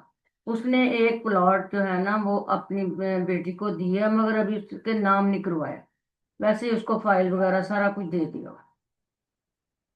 अगर वो अपनी बेटी को जो देना चाहते हैं उसको गिफ्ट कर दे अच्छा। या उसके लिए वसीयत कर दे, क्योंकि वैसे उसको कुछ नहीं जाएगा। हाँ वैसे कुछ नहीं जाएगा। और जो उन्होंने नहीं किया होगा गिफ्ट या वसीयत नहीं की, तो वो सारा माल फिर खानदान को चला जाएगा, भाइयों के बेटी को बहनों को कुछ नहीं चला जाएगा, जाएगा। नहीं जाएगा। उसको जो देना है सबसे अच्छा है कि अपनी जिंदगी में तोहफतन दे हाँ दे, मैंने भी उससे ताकि एग्जैक्टली सारे मामले क्लियर हो देवबंदी से जाए। यही कहा था कि जो कुछ उसको देना है अपनी जिंदगी में उसको कहो दे दे। अगर वो खुदा ना खासा आखिर दुनिया से जाना है तो फिर ये मसला बनेगा। बिल्कुल सही कहा। अब देखें, हमारे यहाँ एक गलती ये की जाती है कि सारा माल बहन भाई ले जाते हैं। हाँ आपका रब क्या फरमा रहा है? एक बहन है या एक भाई है तो 1/6 और जो दो से ज्यादा हो तो फिर 1/3 जाएगा, बाकी उनको नहीं जाएगा। ठीक है, बाकी बाकी फैमिली में जाएगा। असल में ये बड़ा बैलेंस्ड है ताकि माल डिस्ट्रीब्यूट हो। तो भले वो छोटा सा ही एक ये मतलब वो जायदाद। तो इत्तेफाक है ना, छोटा सी जायदाद हाँ। बड़ी होती तब भी यही हाँ तकसीम मैं होती भी थी। तो कह रही हूँ कि वो तो चंद 1-1 लाख रुपया भी नहीं किसी के हिस्से आया जो जितने की थी उस बेचारे की। लेकिन मुझे यही हुआ कि जो बाकी बचा बीवी को दे दिया उसका तक वादा। यहाँ पे अब्दुल्ला साहब जो है वो सिंगल एक ही भाई है। माँ बाप उनके मर गए हुए हैं और भाई उनके कोई नहीं है, हाँ। भाई उनके भी फोत हो गया, कैसे भाई उनके बेटे हैं, ये औलादे हैं भाइयों की, फिर क्या होगा? बीवी भी नहीं है, भाई है नहीं, अब भाई है जिंदा नहीं है, ये जिंदा नहीं है, तो कोई बात नहीं, फिर भतीजे आ जाए। फिर वो वन देखिए, ये साइड देखा तकसीम जाता होगी। है, अम, भाइयों का तो अल्लाह ने डिसाइड कर दिया ना, हाँ जी, भतीजों का तो डिसाइड नहीं किया। हाँ। वो फिर ये सारा देखा जाएगा कि कौन ज्यादा करीब तरीन रिश्ता है, और फिर उसके एतबार से हिस्से निकाले जाएंगे। पहले वो भैया 1/3 नहीं के जाएगा, वो चचा का पहले देखा जाएगा ना। तकसीम तो वन साइड 1/3 की नहीं होगी ना, 1/3 की तो भाइयों के लिए फिर क्या होगा? देखा जाएगा। अगर उसके चचा वगैरह जिंदा है तो ज्यादा करीबी रिश्ता है। कोई भी नहीं, अब्दुल्ला साहब का कोई चचा जिंदा नहीं है, नहीं है। वो अब्दुल्ला साहब के वालिद साहब एक ही थे, सिंगल ही थे बस। फिर वो भी सिंगल करीब तरीन रिश्ते को वन देखा शेयर जाता वन है। 1/3 तो वो नस है ना जो अल्लाह ने बयान कर दी। फिर उसके बाद देखा जाएगा कि करीब तरीन कौन सा रिश्ता जिंदा है। तो अगर भतीजे ही करीब तरीन है तो बड़ा पोर्शन वो ही लेकर जाएंगे, मगर हो सकता है वो 1/3 से ज्यादा दिया जाए उनको, क्यों कोई और हो ही ना। बीवी को 1/6 जाएगा या 1/4 जाएगा? 1/4 जाएगा जी। 1/6 बीवी को कभी नहीं जाता, या 1/4 जाएगा या 1/8 जाएगा। 1/8 1/6 तो जो माँ को है ना वो जाता है। अगर औलाद हो तो फिर जाएगा ना। जी जी, मैं यही अगर कह औलाद रही हूँ नहीं कि है फिर 1/4 1/4 जाएगा। जाएगा, लेकिन 1/6 किसी सूरत में बीवी को नहीं जाता। हाँ, वालदा। हाँ जी, वो माँ का है। जब असल वारिस नहीं होते ना, तो फिर सबसे पहले ये देखा जाता है कि करीब तरीन दूर का रिश्तेदार कौन है और मजीद कितने रिश्तेदार मौजूद हैं। तो फिर उस पर बैठकर डिस्कशन होती है बाकायदा, और फिर हिस्से निकाले जाते हैं, क्योंकि वो हिस्से डिसाइडेड नहीं है, वो फिर निकाले जाते हैं। तो वो फिर दो चार उलमा जो हैं फिर उस पर डिस्कशन करके कि हाँ इतनी फैमिली बाकी है, ये लोग हैं, तो चलो फिर ऐसे ऐसे जो है रिश्तेदारों में डिस्ट्रीब्यूट कर देते हैं। तो इसलिए फिर उसको 100% मैं नहीं बता सकती, वो हर फैमिली के जो बचे हुए रिश्तेदार हैं उन पर डिपेंड करता है। इसी तरह आप ये समझे कि अगर आमना के लाला हो तो सेम ही असूल आएगा, कोई फर्क नहीं पड़ेगा। लेकिन हस्बैंड को इतना आधा होता है। जो अब्दुल्ला साहब है उनको 1/2 मिल जाएगा, और आमना जो है उनकी एक बहन अगर है या एक भाई है, तो 1/3 एक बहन है या एक भाई है, तो छठा हिस्सा 1/6 उसे मिल जाएगा। और अगर बहन भाई दो से ज्यादा है से ज्यादा है, फिर एक ढेर सारे फिर एक कर देते हैं, ढेर सारे, बड़ा भैया निकालते जाएगा तो दूल्हा तब ये 1/3 हो जाएगा जी, वन साइड हो जाएगा। फिर सब में बांट दिया जाएगा। आपको प्राप्ति ज्यादा तो मिलेगी। अब्दुल्ला को आधी मिलेगी, हाँ क्योंकि आपका- मैंने कल भी आपसे ये अर्ज किया था हाँ, कि बीवियों के पास जो कुछ है वो ज्यादातर शोहरों का दिया हुआ। तो अगर बीवी का कोई अपना वारिस नहीं, देखे औलाद तो जो है वो शोहर की भी है बीवी की भी है, तो जब औलाद को गया तो दोनों का हक अदा हो गया। लेकिन जब औलाद नहीं है तो फिर सबसे ज्यादा बीवी के माल पर हक शोहर का है, क्योंकि मैक्सिमम चीजें औरतों को शोहर ही लेकर देते हैं। और जो हम लड़ाई लड़ोई में हम कहते हैं मैं अपनी चीज आप ये, पर वो भी हमने मियों के पैसों की कमेटियों से ही बनाई रहती है। रात को मेरे एक अजीज मिलने आए हुए थे, तो वो मजाकन बात करने लगे। अच्छा, पहले वो कहने लगे कि बताएं शोहर महरम होता है कि नहीं। तो मैंने कहा कि ये बात मैं आप लोगों को बता चुकी हूँ, मेरी स्टूडेंट मौजूद थी, मैं कई बात मैं बता चुकी हूँ, बताएं शोहर महरम होता है कि नहीं। नहीं होता, मैडम नहीं होता। नहीं होता। पक्का है? मैंने महरम से मुजरिम कर दिया। हाँ, शोहर महरम नहीं होता है, हाँ। क्योंकि महरम कौन होता है? इससे ताल्लुक भी ना। जिससे निकाह नहीं हो सकता। तो शोहर फिर कौन होता है? शोहर वो शख्स है जिसने निकाह के जरिए रिश्ते को खुद पर हलाल किया है। वो हराम थोड़ी है हम पर, वो तो हलाल है। तो वो महरम कभी भी नहीं होता। तो इस पर वो मजाकन कहने लगे कि शोहर किसी शुमार किताब में नहीं आता इनके। मैंने कहा ये मजाक जो है आपका अच्छा नहीं है, क्योंकि मियाँ बीवी का रिश्ता जो है ना वो एक स्पेशल स्टेटस है, ये ग्रुप्स के अंदर फॉल करने वाला। मियाँ बीवी ग्रुप में नहीं हो सकते ना, ना बीवियों का ग्रुप बनाया जा सकता है, ना शोहरों का ग्रुप बनाया जा सकता है, माजल्ला।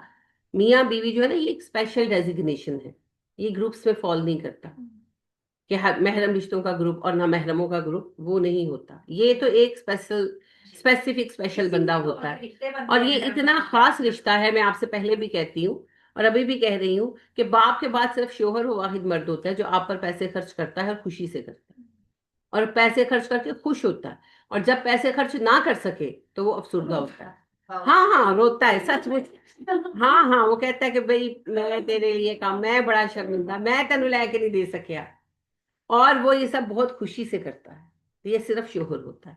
मैं मानती हूँ चंद लोग जालिम होते हैं, पर वो एक्सेप्शंस हैं। मैं नॉर्मल शोहर की बात कर रही हूँ, नॉर्मल मर्द की बात कर रही हूँ।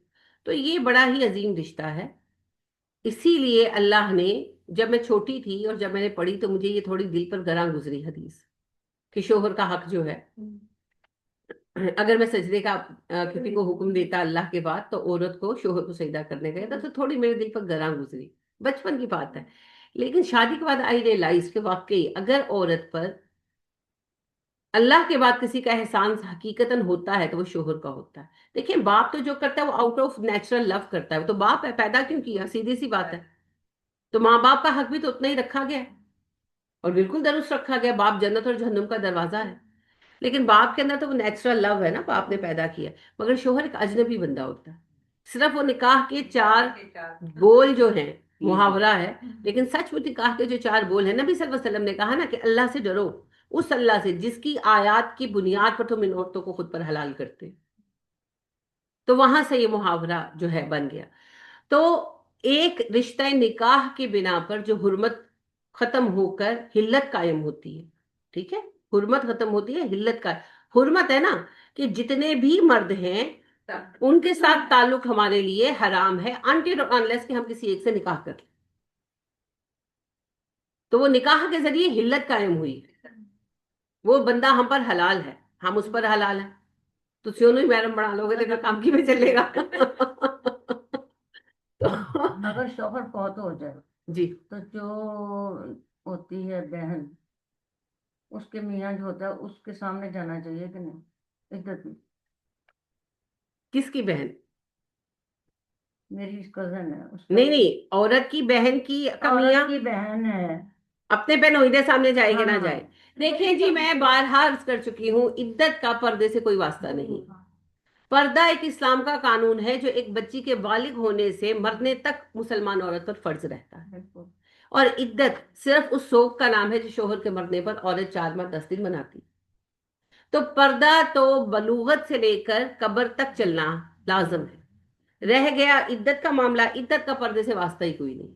पर्दा करना है तो करे, नहीं करना है तो आप जाने और आपका रब जाने। इद्दत पर इसको कोई फर्क नहीं पड़ता।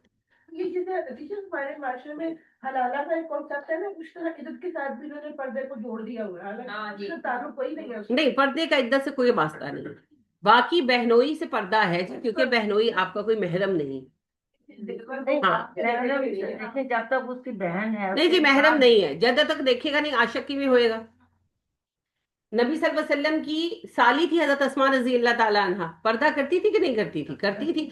हमना की बहन जो थी, सॉरी, हमना जो बहन थी जैनब की, तो नबी सल्लल्लाहु अलैहि वसल्लम की साली थी कि नहीं?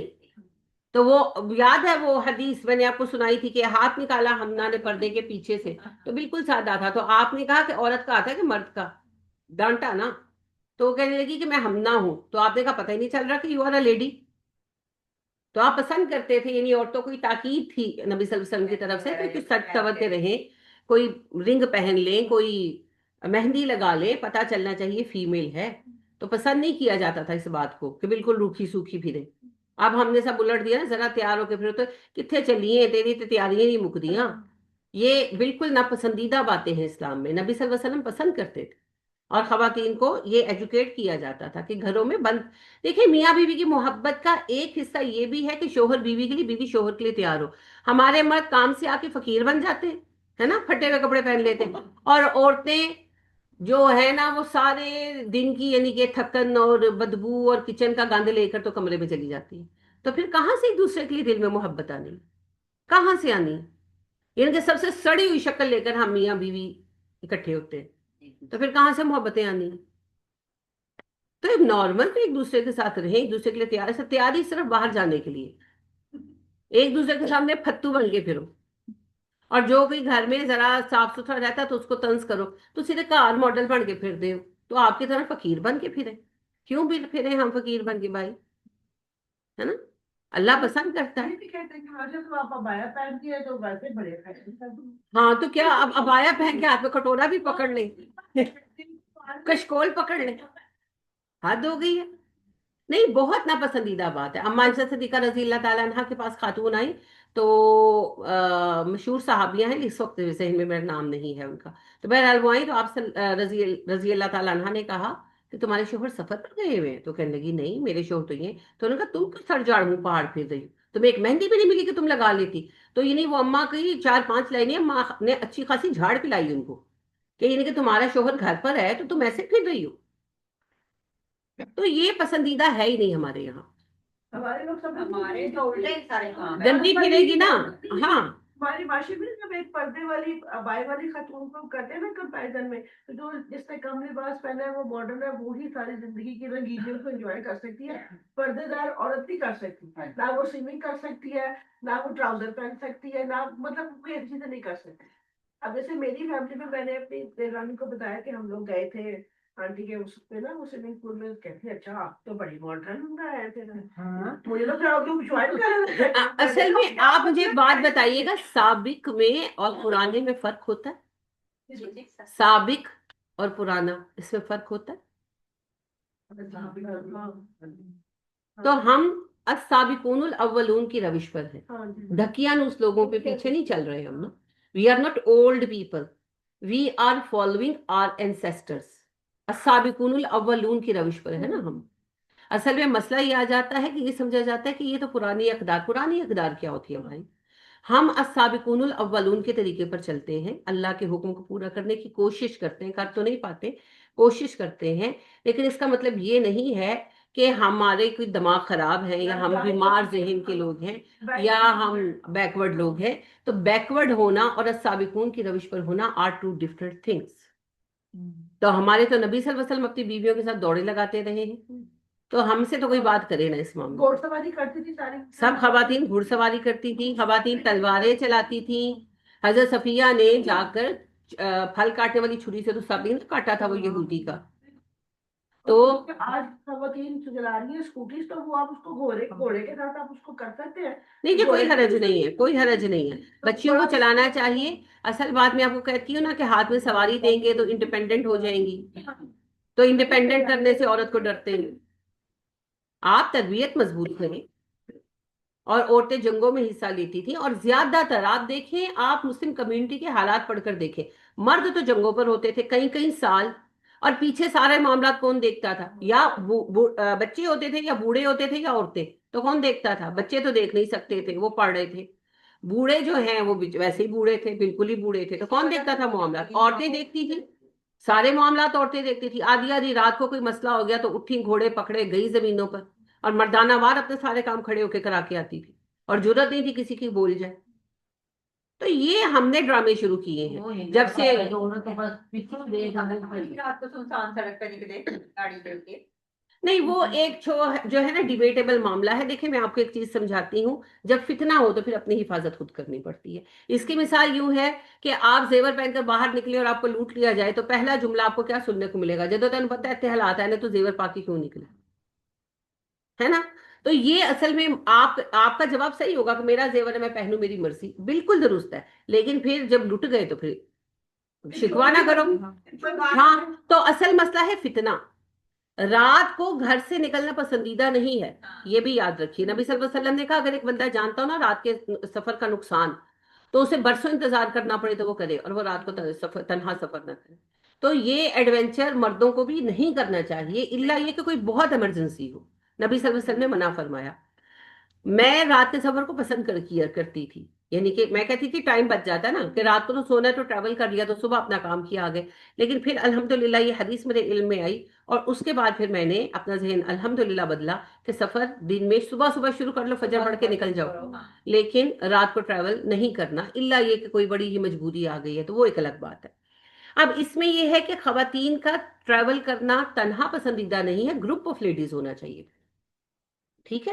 دوسری بات یہ ہے کہ اگر آپ کو امن و امان حاصل ہے تو اور بات ہے. یعنی کہ جیسے ابھی وہی بات ہے کہ سعودیہ کی ہی میں بات کروں گی یا دبئی میں. میری ایک عزیزہ ہے وہ دبئی میں ہے، تو وہ جیسے بچوں کے ساتھ اکیلی ہوتی ہیں، ان کے میاں کی جاب دوسرے شہر میں ہوئی ہے، تو وہ جیسے رات کو 7-8 بجے بھی نکل کر وہ شاپ پر چلی جاتی ہیں. وہ اسٹور شاپ تو ہوتی نہیں وہاں پر، تو سٹورز ہوتے ہیں، تو وہ چلی جاتی ہیں، وہ شاپنگ کر کے آ جاتی ہیں. اسی طرح میری دوست ہیں وہ سعودیہ میں ہیں اور وہ اکیلی رہ رہی ہیں، تو وہ بھی میری پرسوں بھی بات ہوئی تو وہاں کے 9 بجے تو وہ وہاں اسٹور میں پھر رہی تھی، تو وہ وہاں سے 10 ساڑھے 10 بجے واپس آئیں کیونکہ every thing is save over there. ہمارے یہاں پر سیفٹی نہیں ہے، اور آپ کو اگر کوئی حادثہ پیش آ جائے کوئی مدد کے لیے بھی نہیں آتا. تو اس لیے پھر اپنے آپ کو آپ سونا سنبھال کے رکھتے ہیں تو اپنی ذات تو سونے سے اہم ہے، تو رسک نہ لیں، رسک نہ لیں. تو میں یہ نہیں کہتی کہ عورت ذمہ دار ہے، میں یہ کہتی ہوں کہ خطروں کا کھلاڑی بننے کی ضرورت کیا، کیونکہ جو نقصان آپ کا ہو گیا وہ تو بھرا نہیں جا سکتا. جس واقعے کی طرف آپ نے اشارہ کیا اس میں خاتون نے تو جو سہا جو اس کے 2 بچوں نے دیکھا اور سہا، وہ اسٹرامے سے ساری عمر باہر آ سکیں گے؟ تو دیکھیے جس کا جو نقصان ہو گیا، اب یہ خبر سب کو پتہ لگ گئی، جو اس کے شوہر نے کیا ہوگا میں نہیں سمجھتی کہ اتنے پاکستانی بہادر ہوتے ہیں بڑے دل کے کہ وہ ایکسپٹ کرے. پتہ نہیں اس کی گھر زندگی میں کیا ہوا، اس کو چھوڑ دیا، کیا کیا کیا نہیں کیا اللہ نوز. لیکن جو اس کی پوری زندگی تباہ ہو گئی اس کا کیا؟ ٹراما ہی ہے. تو اس بحث سے کیا نکلے گا؟ یہ ڈائلوگ جیت بھی جائیں ہم کہ عورت آدھی رات کو بھی نکلے، بالکل یہ اسلامی حکومت کا ذمہ ہے کہ اس کا شہری خواہ مرد ہو یا عورت اس کو 24 گھنٹے سیکیورٹی حاصل ہو، گھر کے اندر گھر کے باہر، on the road on the field everywhere. لیکن نہیں ہے نا حاصل، تو پھر کیا کریں؟ پھر اپنی حفاظت خود کریں نا. اچھا آپ دیکھیں عہد نبوی میں گھروں کے دروازے نہیں تھے، پردے پڑے ہوئے تھے، مگر گھروں کی حفاظت تھی. اب آج ہمیں دروازوں پر بھی تالے لگانے پڑتے پھر بھی چوریاں ہو جاتی. تو اب ہم یہ کہیں کہ نبی صلی اللہ علیہ وسلم نے تو ہمیں دروازے بند کرنے کا کوئی ایسا حکم ہی نہیں دیا، مگر کیا کریں اس طرح کے حالات پیدا ہو چکے ہیں. بالکل اسی طرح یہ بات ہے. میں بچیوں کی آزادی کے بہت حق میں ہوں، اسلامی آزادی کے، لیکن یہ دیکھیں کہ جس معاشرے میں ہم رہ رہے ہیں کیا وہاں پر ہم ریلائی کسی پر کر سکتے ہیں؟ تو پھر اس وجہ سے فتنے سے دور رہے، فتنے سے دور رہے. یعنی جیسے ہماری ایک استاد نے کہا ہمیں لاسٹ ویک، انہوں نے ہمیں وہ باقاعدہ جا کر واپس آئیں کہ ہم سب نکل رہے تھے تو ایک بیٹھی ہوئی تھی ہماری ساتھی، تو وہ واپس آئی تو انہوں نے کہا کہ آپ نے اکیلے نہیں بیٹھنا، کوئی کمرے میں اکیلا نہیں بیٹھے، اگر آپ کو ویٹ کرنا ہے تو نیچے آ کر کریں. تو there are some reasons behind it, ظاہر ہے وہ بتائیں گے تو نہیں. پھر انہوں نے اگلے دن ہمیں کلاس میں یہ بات باقاعدہ آ کر کہی کہ آپ لوگ نئے ہیں، ہم آپ لوگوں کو اس بات پر انفارم کر رہے ہیں کلاس میں کوئی اکیلا نہیں بیٹھے گا. اگر آپ کو کسی کو ویٹ کرنا ہے کچھ کرنا ہے تو نیچے آ کر کمپاؤنڈ میں بیٹھے گیٹ کے سامنے. تو یہ کیا ہے؟ یہ فتنے سے بچنا. ضروری نہیں کہ وہاں کچھ ہوا ہی ہے، کیونکہ ہم لوگ اینڈ والے لوگ ہوتے ہیں. ہم ابھی کلاس میں ہمارا ٹائم ختم ہونے سے پہلے باہر آ کر نا سارے صفائی والے کھڑے ہو جاتے، وہ سب بندے ہوتے ہیں اور ینگ لڑکے، اور وہ اٹھا یعنی کہ خالی کلاسیں شروع کر چکے ہوتے ہیں، باتھ روم دھونے والے بھی اور سب صفائی والے آگے ہوتے ہیں. ٹھیک ہے. اب اس میں اگر کوئی لڑکی اکیلی بیٹھی ہے کچھ ہو گیا، بعد میں چاہے ان کو سولی بھی لٹکا دو، اس کے ساتھ تو جو ہو گیا وہ ہو گیا نا. تو فتنہ ہی پیدا نہ کرو، فتنے سے ہی بچو. اور ہمیں نبی صلی اللہ علیہ وسلم نے کہا فتنے کے زمانے میں گھروں کا ٹاٹ بن جاؤ. کیونکہ بات یہ ہے کہ میں اپنے آپ کو بدل سکتی ہوں نا، میں لوگوں کو نہیں بدل سکتی. تو یہ آپ کی بات درست ہے کہ عورتوں کو آبجیکٹیفائی کیا جاتا ہے. I hate this thing. لیکن میں یہ کہتی ہوں آپ اس بات کو دفع کریں. اس کا ہم کوئی حل فوری نہیں نکال سکتے، لیکن بات یہ ہے کہ چونکہ بہت فتنہ ہے، تو جس طرح آپ زیور پہننا آپ نے چھوڑ دیا، آپ نے آرٹیفیشل پہننا شروع کر دیا، اسی طرح سے اپنی بھی حفاظت کریں. فتنے والے وقت میں فتنے والی جگہ پر جانے سے پرہیز کریں. اللہ سب کو امان میں رکھے. آپ کیا کہہ رہی تھی؟ مطلب حتی الامکان کہہ رہے ہیں کہ آپ دن کی روشنی میں سارے کام کریں. ہاں اب پھر کسی ایمرجنسی کیس کوئی پڑ جائے ایسا مطلب تو پھر تو نکلنا پڑے گا نا. نہیں، وہ تو مجبوری ہے. مجبوری میں تو سب اجازت ہے. مجبوری میں دیکھیں سب اجازت ہے، لیکن کوشش وہی کریں کہ پھر نکل رہے ہیں تو ساتھ یا تو کوئی مرد ہو یا پھر گروپ آف لیڈیز ہو. اس سے بڑا فرق پڑتا ہے. تو اکیلے سے بہتر ہے، وہ کہتے ہیں نا ایک اور ایک 11، اس سے کافی فرق پڑتا ہے. ہمارے یہاں دیکھیں نا، آپ پیچھے 15-20 سال پہلے چلے جائیں، ہمارا دور تھا کوئی اتنا نہیں ہوتا تھا. اب مغرب کے بعد تو سارے کام. اور وہ اب دیکھو اکیڈمی سسٹم دیکھو، پورا بڑے 10 بجے تک بچیاں گھر نہیں آ رہی ہوتی. ہم نے خود لیکن یہ آپ کے سامنے ہی ہے، 9-10 بجے تک بچیاں گھر آ رہی. یہ میری بچیوں کو تو یہ گھر ہے تو 5 منٹ میں دیکھیں آپ بالکل درست کہہ رہی ہیں. پرابلم یہ ہے کہ یا تو پھر وہ سیکیورٹی پرووائڈ کرے نا، وہ والی سیکیورٹی پرووائڈ کرے. یعنی آپ دیکھیں کہ یہاں اللہ معاف کر دے کہ کوئی گم جائے تو ملتا ہے واپس، کسی کی کوئی اطلاع ملتی ہے. میرے اپنے عزیزوں میں بچہ غائب ہو گیا. بچہ چھوٹا بچہ نہیں، 10ویں کا بچہ تھا اور پیپرز ہونے والے تھے، تیاری کر رہا تھا، تو ماں نے کہا جا کے روٹیاں لے آؤ. گیا، اس کا آتا پتا نہیں، یعنی کہ وہ واپس نہیں آیا. ڈھونڈا، پولیس رپورٹ کرائی. 3 دن بعد اس جوان بچے کی لاش ملی اور پوسٹ مارٹم رپورٹ میں آیا کہ پہلے اس کے ساتھ ان نیچرل سیکس کیا گیا بار بار، اور پھر اس کو گلا گھونٹ کے مار دیا گیا. اب مجھے بتائیں بچیوں کا کیا بساکھ ہے؟ اور وہ صرف محلے کی دکان پر نان ہی لینے گیا. ظاہر ہے کسی محلے دار کا ہی کرتوت ہے نا، کیونکہ چھوٹا بچہ تو تھا نہیں، وہ گود میں اٹھا کر لے گیا. 10ویں کا لڑکا تھا، کوئی محلے دار ہی تھا جس نے اس کو کہا کچھ بھی الجھایا اور لے گیا. اور پھر اس کو تو پھر پولیس کچھ بھی نہیں پتہ لگا سکی. اب مجھے بتائیں یہ کس قدر دل دہلا دینے والا واقعہ ہے. اور اب مجھے بتائیں کہ اس کے بعد کون اپنی بیٹی کو کہیں جانے دے. میں تو خود اپنی بیٹیوں کا بسا نہیں کھاتی. میرا دل ہی نہیں مانتا. کیوں کہ بھائی معاملات ہی ایسے عجیب و غریب معاملات ہیں. تو اس وجہ سے فتنہ بہت بڑھ گیا. تو اس فتنے کے اندر اپنی حفاظت خود ہی کرنی ہوگی ہمارے ملک میں. ہاں جی بالکل. ہاں، باقی جہاں پر امن و امان ہے سو ہے.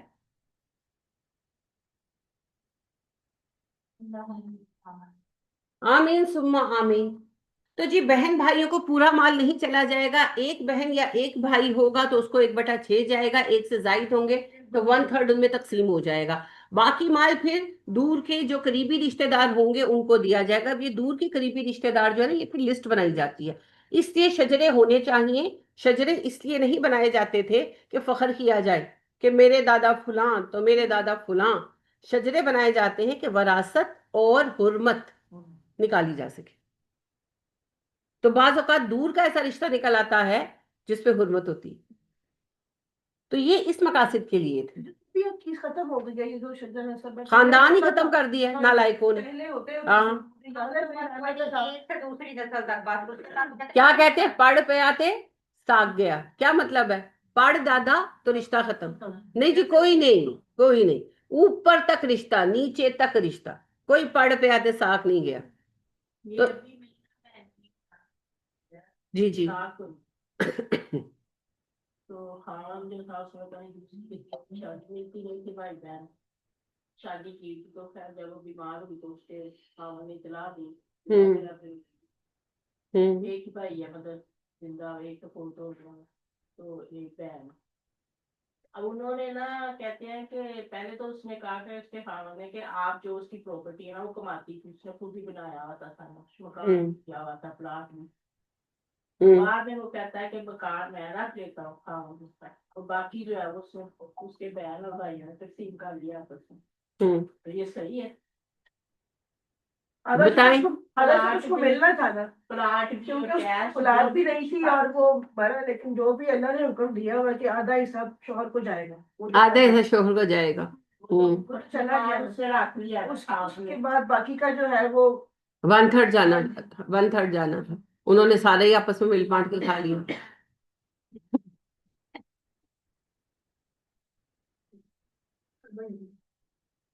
औरत की बहन भाइयों ने तकसीम कर दिया ना। औरत के बहन भाई हाँ। औरत बस देख लें जी, ये पूरी तरह दुरुस्त नहीं है, पूरी तरह गलत भी नहीं है। एक तो रजामंदी से दे दिया तो ठीक है, आधा हिस्सा तो शोहर का बनता था, वो आधे से कुछ कम या ज्यादा जो भी घर का था उन्होंने दे दिया, ठीक है। जो बाकी है तो उसका 1/3 जाना था बहन भाइयों को, उसके बाद फिर उसके चाचे मामे वगैरह को जाना था, तो वो उन्होंने सारा ही ले लिया, तो क्या कर सकते हैं। जो बचता है ना, फोर्थ एक हिस्सा जो बचता है 4 में से, वो होता थोड़ा सा ही है, लेकिन दो उसी से बार बचेंगे ना। देखिए अल्लाह पाक ने शुरू में ही कह दिया, मिम्मा कल्ला औ कसर, हाँ कम हो या ज्यादा तकसीम तो होगा। हाँ, वही मैं कहती हूँ ना, तो लोग परवाह ही नहीं करते कि हम इस चीज को डीपली देखते देते ही हैं, नहीं हालांकि किसी उनका को गया गया है। वो कहता है कि हम और अगर वो इतना गैर हकीकी अमाउंट है, उसकी इनकी इतनी कम हैसियत है, तो फिर खांदे क्यों नहीं। केयर ही नहीं करते इस चीज असल की। में बात वही है कि 10 रुपए भी होते हैं ना, दैट्स एन अमाउंट, जब देनी पड़े।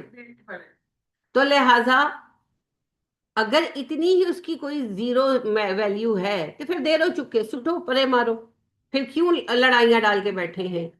कहाँ बात से जाते हैं। होती है, रखते हुए नहीं वो दिनों नहीं में। महसूस होती, नहीं महसूस होती, वो जिसको कहते हैं ना कि वो जो फटा हुआ कपड़ा है ना, उसकी भी तपड़ी बना लेते हैं उसको।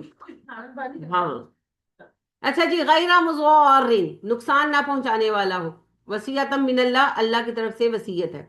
क्या मतलब है कि जब तुम लोग वसीयतें पूरी करो ना, तो वसीयत नाफे होनी चाहिए, नुकसानदेह नहीं होनी चाहिए। समझ आ गई। वसीयत अगर कोई करता है ना, तो उसकी कुछ हद है। वसीयत एक तो 1/3 की होगी, उससे ज्यादा की अगर होगी तो उसे 1/3 में मुकैयद कर दिया जाएगा, उसको कम कर दिया जाएगा। दूसरी बात ये कि वसीयत गैर नाफे नहीं होनी चाहिए, नफामंद न वसीयत होनी चाहिए। जैसे फर्ज करें कि मिस्टर ए ने वसीयत की कि मेरे माल का 1/3 तालीम पे लगा देना बच्चों की, या मदारिस पे लगा देना, या लाइब्रेरी बनवा देना, या कुएं बनवा देना पानी के, या मरीजों के इलाज पे लगा देना, या किसी आई हॉस्पिटल को अतिया कर देना, वगैरह वगैरह। तो ये सारे अच्छे वो हैं असर इस्तेमालात। और अगर मिस्टर ए ने कहा कि ये सारे पैसे सिनेमा बनाने में लगा देना, या जो है फिल्म इंडस्ट्री को डोनेट कर देना, या फैशन इंडस्ट्री को डोनेट कर देना, या कुछ स्टूडियो बना देना। हाँ स्टूडियो बना देना, या एलजीबीटी की प्रमोशन में लगा देना, या वीमेन लिबरेशन की प्रमोशन में लगा देना, या जो है अस्काते हमल करवाने वाली औरतों को सपोर्ट करना, उनके उस पे लगा देना, कोई भी ऐसी चीज वो नहीं होगी। वो नहीं होगी। अगर वो गैर मुनाफे की बात कह गया है, शराब की काश्त पे, उस पे काश्त नहीं, वो क्या होता है, कशीद, शराब की कशीद पे लगा देना, तो इस तरह की कोई भी बात होगी तो उसे प्रमोट नहीं किया जा सकता। लिहाजा फिर वसीयत को बदल दिया जाएगा, वसीयत पूरी की जाएगी लेकिन उसका मकसद बदल दिया जाएगा, उसे किसी अच्छे मकसद के लिए चेंज कर दिया जाएगा। ठीक है। तो ऐसी वसीयत पूरा करना जिम्मा नहीं है जो वसीयत ही फजूल हो। अच्छा, यानी कि अगर इस तरह की कोई वसीयत कर दी जाए कि सिनेमा बनवा देना या स्टूडियो, तो उसमें कोई भी हराम, मैंने तो ये मिसाल दी है हराम काम पर। हाँ, हराम काम के लिए वसीयत तो वो पूरा करना जरूरी नहीं है। अभी पीछे कौन मरा है, कोई बड़ा मशहूर बंदा मरा है, तो उसने अपनी सारी जो इनकम है ना वो उसने डोनेट कर दी म्यूजिक इंडस्ट्री की फलाह के लिए। पता नहीं, मेरे जहन से नाम निकल गया, मैं अभी आपको याद आता तो बताती हूँ। तो एनीवेज, गलत काम है ना फिर। गलत काम है और था भी मुसलमान। ये चेंज कर दिया जाएगा। हाँ। तब वो वाला हिस्सा चेंज कर दिया जाएगा। वसीयत को या तो खत्म किया जा सकता है, ये भी इख्तियार है, और अगर वो रसा चाहते हैं तो फिर वसीयत को बदल दिया जाएगा, किसी भी अच्छे काम पे लगा दिया जाएगा। ठीक अच्छे है। काम पे लगाएंगे। अगर वसीयत जो उन्होंने की कि फलाना, अगर तो कमाई हलाल है फिर तो ठीक है, अगर कमाई हराम की है ये मामला फिर अल्लाह पे छोड़े, जेड़ी वरासत लैंड दे फिर वो भी छड्डो, जरा करो हौसला। नहीं, वो हराम की लेकिन कमाई तो फिर उस बंदे के ऊपर है ना, जिसकी कमाई है वो हमारे ऊपर तो है नहीं, हमारे हमारा ऊपर तो नहीं है, बशर्ते कि हमने साथ ना दिया। अगर अब्बा और बेटे मिलकर लूट रहे हैं तो फिर सारे ही खैर से साथ साथ होंगे, हम साथ साथ हैं। बिलावल साहब हाँ जी, कई लोग हैं जी, बड़े लोग हैं। अब्बा और बेटे मिलकर ड्रामे कर रहे हैं, बेटियां बीवियां साथ मिली हुई हैं। आपको याद है कि वो जो यूसुफ रजा गिलानी साहब थे, वो खुद रिश्वत नहीं लेते थे, उनकी बीवी जाकर तय करती थी। इन्ना लिल्लाहि व इन्ना इलैहि राजिऊन। तो फिर सारे ही इकट्ठे हैं। और अगर उस बंदे ने कोई हिडन ऐसा मामला बना रखा था कि घर वालों को पता नहीं था और वो कुछ हराम कमाता था, तो फिर उसका मामला अल्लाह की तरफ है। बाकी अगर हराम की कमाई है तो हिम्मत करो ना, छोड़ो विरासत, छोड़ो विरासत, करें अपने अंदर हिम्मत। जिस बंदे की मैं बहुत कदर करती हूँ ना, बहुत ज्यादा कदर करती हूँ उस बंदे की मैं, नाम भी नहीं पता आपको, यजीद का नाम का सबको पता है ना। यजीद के अब्बा कौन थे? मुआविया रजी अल्लाह तआला अन्हु। मुआविया रजी अल्लाह तआला अन्हु ने अपने मनसब को बरकरार रखने के लिए जो सियासी चाल चली आपको पता है। फिर वो गवर्नमेंट में आए और गवर्नमेंट में उनकी बैत जो है वो बजोरे ताकत, बजोरे तलवार हुई, जो सीधी सी बात है। फिर उन्होंने यजीद की बैत भी ऐसे ले ली। फिर यजीद गवर्नमेंट में आए और यजीद ने जो किया सो किया, आप सबको पता है। फिर यजीद के बेटे थे मुआविया। तो मुआविया को कहा गया, जब यजीद मर गया तो कहा गया कि तुम हुकूमत संभालो और हम तुम्हारी पूरी सपोर्ट करेंगे। हुकूमत एस्टेब्लिश थी।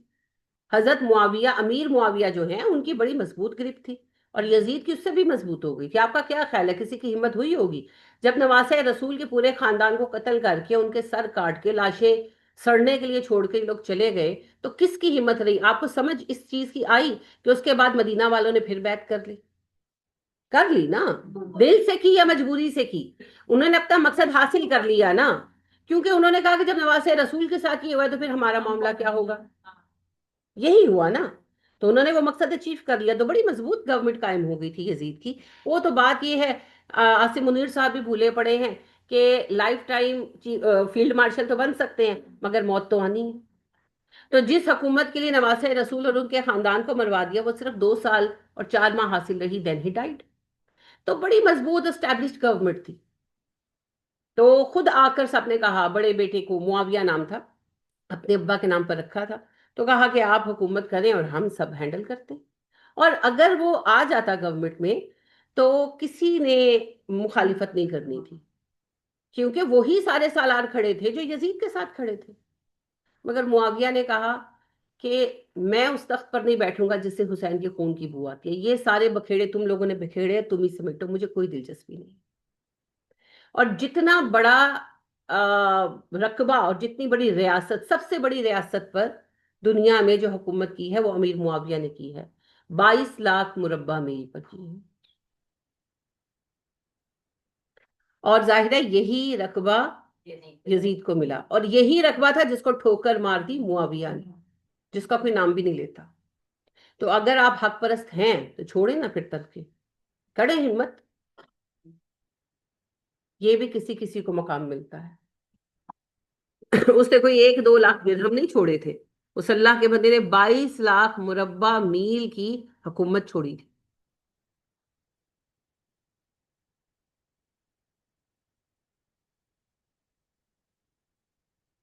तो फिर अगर आप वाकई हक परस्त हैं तो जरा विरासत भी छोड़े, वो कोई नहीं छोड़ता। तो बहरहाल जी, जो वसीयत है वो नुकसान पहुंचाने वाली नहीं होनी चाहिए। अगर माल हराम है तो वो फिर अल्लाह की तरफ से हराम से कुछ कबूल नहीं होता, ये तयशुदा अमर है। अब रह गई बात ये कि माल हराम है तो आपकी विरासत हलाल है कि नहीं। हलाल है, क्योंकि आपके पास आ गई ना, वो बाप का माल तो नहीं है, वो उसका अगर माल आपको पता है कि अगले की सारी मलकियत हराम की है और उसने लोगों से लूट कर बनाई है, फर्ज करें कि आप नवाज शरीफ साहब की वारिस होती, तो कितने लोग हैं ऐसे जिनको ये नहीं पता कि हमारे बड़े कहां से कमा रहे हैं। देखें, जो रिश्वत लेता है किसको नहीं पता कि रिश्वत आती है घर में। तो ज्यादातर जिनके, जो एक पुलिस ऑफिसर है और उसकी तनख्वाह जो है 70-80 हजार है, और घर में जो दूध की नहरें बह रही हैं, तो वो कौन से अल्लाह के फजल से आ रही हैं? सबको ही पता ना कहाँ से आ रही है। बच्चों के लिए भी, क्योंकि सब पता है। हाँ, एक वैसे फिकी उसूल है, वो मैं मानती हूँ, फिकी उसूल है کہ ابا نے حرام کمایا، بیٹے کو وراثت میں ملا تو حلال ہے، لیکن جب بیٹے کو سب پتا ہے اور وہ اس حرام کو لیے جا رہا ہے اور کنٹینیو بھی کر رہا ہے، تو پھر کیا معاملہ اتنا ہی سادہ ہے؟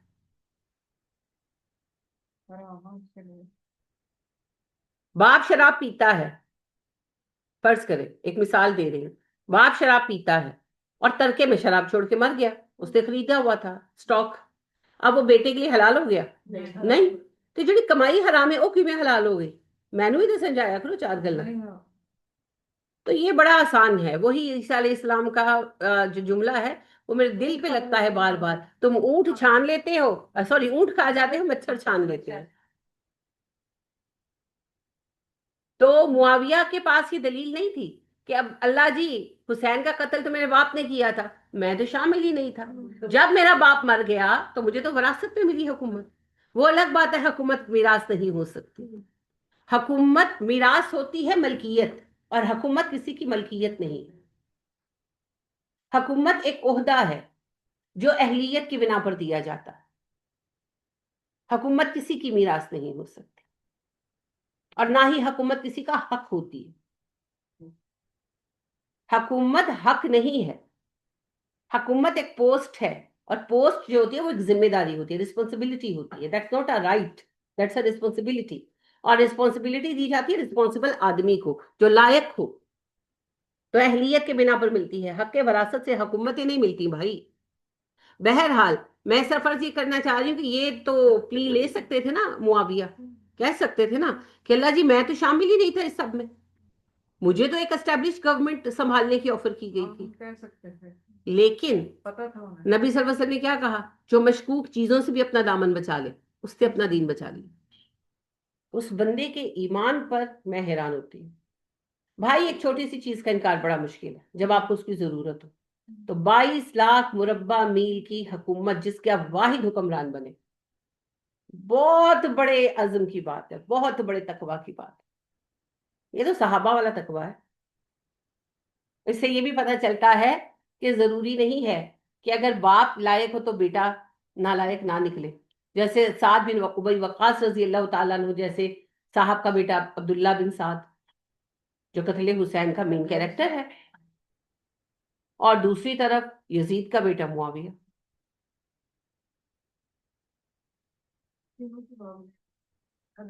دلوں کے معاملے، دلوں کے معاملے۔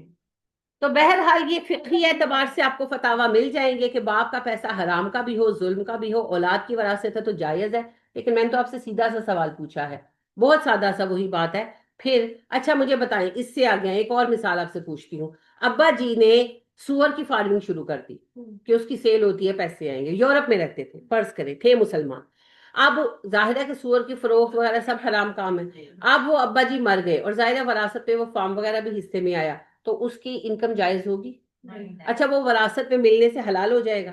تو پھر جب کچھ بھی حرام چیز وراثت میں ملنے سے حلال نہیں ہوتی، تو غبن کی کمائی، کرپشن کی کمائی، رشوت کی کمائی پھر کیسے حلال ہوگی بھائی؟ آپ کا مطلب یہ ہے کہ سور اگر فزیکل ہے تو حرام ہے، اور کمائی نوٹ کی شکل میں ہے تو حلال ہے؟ یہ کیا بات ہو؟ جو حرام ہے وہ حرام ہے۔ ہاں ایک شکل ہے کہ پوشیدہ طور پر ابا جی کچھ کرتے تھے جو پتا نہیں تھا، اور گھر والوں کو کچھ پتا نہیں تھا، تو وہ پھر وہ ٹھیک ہے، وہ ٹھیک ہے۔ باقی پیسے کو حلال کرنا ہے تو وہ تو پھر آپ کر لیں، اس کا کیا ہو سکتا ہے؟ غیر مضار، وصیت کوئی نقصان پہنچانے والی نہ ہو، وصیت من اللہ، یہ اللہ کی طرف سے وصیت ہے، واللہ علیم حلیم، اللہ علم والا ہے، اللہ بردبار ہے، تلک حدود اللہ، یہ اللہ کی حدیں ہیں، کیا ہیں جی اللہ کی حدیں؟ قانون وراثت۔ وَمَن يُطِعِ اللَّهَ وَرَسُولَهُ، جو اطاعت کرے گا اللہ کی، اللہ کے رسول کی، يُدْخِلْهُ، اللہ اسے داخل کرے گا، جنات باغات میں، تجری من تحتها الانہار، جن میں نہریں جاری ہیں، خالدین فیہا، وہ ان باغات میں ہمیشہ رہیں گے، وذالک الفوز العظیم، یہ ہے بڑی کامیابی۔ ومن یعص اللہ ورسولہ، جس نے نافرمانی کی اللہ اور اللہ کے رسول کی، یتعدی حدودہ، اور اللہ کی حدوں کو توڑا، یدخلہ نارا خالدا فیہا، اللہ اسے داخل کرے گا اس جہنم کی آگ میں جس میں وہ ہمیشہ رہے گا۔ اللہم انی اعوذ بک من عذاب النار واسألک الجنۃ الفردوس، آمین۔ وَلَهُ عذاب مہین، اور ان کے لیے ہے رسوا کر دینے والا عذاب، وہ عذاب جس میں ذلت و رسوائی بھی شامل ہوگی۔ یہاں تک ہمارا ایک موضوع مکمل ہوا۔ اب جی کچھ اور موضوعات چلیں گے، پھر آخر میں جا کر دوبارہ موضوع شروع ہوگا وراثت کا۔ کلالہ کا بھی ایک موضوع آنا ہے، کلالہ کا موضوع بھی انکمپلیٹ ہے، تو کلالہ کا موضوع دوبارہ آئے گا، تو پھر اس کو تفصیلاً ایک بار ڈسکس کریں گے۔ ابھی میں نے زیادہ ڈیپتھ میں اسی لیے نہیں کیا کہ یہ ابھی ری سٹارٹ ہونا ہے، ٹھیک ہے؟ تو آخری جو آیات ہیں سورہ نساء کی وہ کلالہ کے بارے میں ہی ہے۔ تو فی الحال وراثت کا موضوع یہاں رک گیا ہے، لیکن ہم اس کو سٹاپ نہیں کر رہے۔ کل میں آپ کو کچھ سوالات دوں گی وراثت کے بارے میں، حل کر کے لائیے گا، ٹھیک ہے؟ کیونکہ وراثت کرنے سے آئے گی، وراثت صرف سننے سے نہیں آئے گی۔ جیسے تجوید کرنے سے آتی ہے نا، وراثت بھی کرنے سے آتی ہے۔ چلیں، اللہ پاک آپ لوگوں کو کامیاب کرے۔ کوئی سوال یا کوئی بات؟ آج ہی میں آپ کو آپ کا کام بھیج دوں گی۔ اصل میں میرا جو ہے کل مہمان آ گئے تھے تو میں بزی ہو گئی تھی، اس وجہ سے پھر میں نہیں کر سکی، میں پھر سو گئی۔ تو آج بس میں فونوں کے چکر میں پڑی ہوئی تھی۔ میرا اس فون کا چارجنگ نہیں ہو رہی، اس کا وہ کوئی پرابلم ہے، ابھی جاؤں گی کروا کے لاؤں گی، تو دوسرا فون مل ہی نہیں رہا، تو اس وجہ سے پھر میں ابھی فوری طور پر نہیں کر سکتی، شام 3-4 بجے تک کر دوں گی، کیونکہ میں پہلے اپنا فون ٹھیک کرا کے لاؤں گی نا، تو پھر اس کے بعد ہوگا۔ ٹھیک ہو گیا تو میں شیئر کر دوں گی۔ چلیے، خوش رہیے، آباد رہیے، اور مسلمان امت کے لیے دعا کیے۔ 2 باتیں میں نے دیکھی جن کا مجھے بہت رنج ہوا۔ جس دن ہم بس پر آئے نا، تو لڑکیاں چڑھیں اور وہ بی ایس کی تھی، تو وہ آپ کو پتا ہے بس میں رش ہوتا ہے تو وہ کرایہ لیتے ہیں تو کچھ لوگوں کا رہ جاتا ہے، تو وہ ایک دوسرے سے کہنے لگی کہ چپ کر جا، پنجابی میں کہتی چپ کر جا، جے انہیں نہ منگیا تو کرایہ نہ دیں، تو کہنی ایڈا چنگا کہ نہیں منگے گا۔ یعنی آپ دیکھیں 25 روپے کرایہ ہے الیکٹرو کا، اور اس میں آپ ایسا کر رہے ہیں، اگر وہ نہیں مانگے گا تو آپ نہیں دیں گے، آپ کیا بنا لیں گے؟ مگر بات یہ ہے کہ آپ کرپٹ ہیں تبھی تو آپ کے حکمران بھی کرپٹ ہے۔ اور دوسری جو بات آج یہ آپ کے علم میں آ ہی گئی، تو مجھے اس چیز سے زیادہ افسوس اس بات کا ہے کہ ایج کے اس لیول پر، ایجوکیشن کے اس لیول پر بھی مسئلہ یہی ہے۔ تو آپ سوچیں کہ ہماری اخلاقیات کیا ہے، اور یہ کتنی بری بات ہے۔ ڈاکٹر کا سسٹم ہمارے ہی ملک میں زیادہ ہے، باہر کے ملکوں میں تو وہ لوگ خود ہی ٹکٹ ڈال کے جاتے ہیں۔ تبھی ان کے دیکھیں وہ اپنی اکاؤنٹیبلٹی رکھتے ہیں نا، تو پھر ان کے حکمران بھی اکاؤنٹیبلٹی رکھتے ہیں۔ یہاں مسئلہ یہ ہے، دیکھیں کہ جو خود چور ہے وہ دوسرے کو کیسے کہے گا۔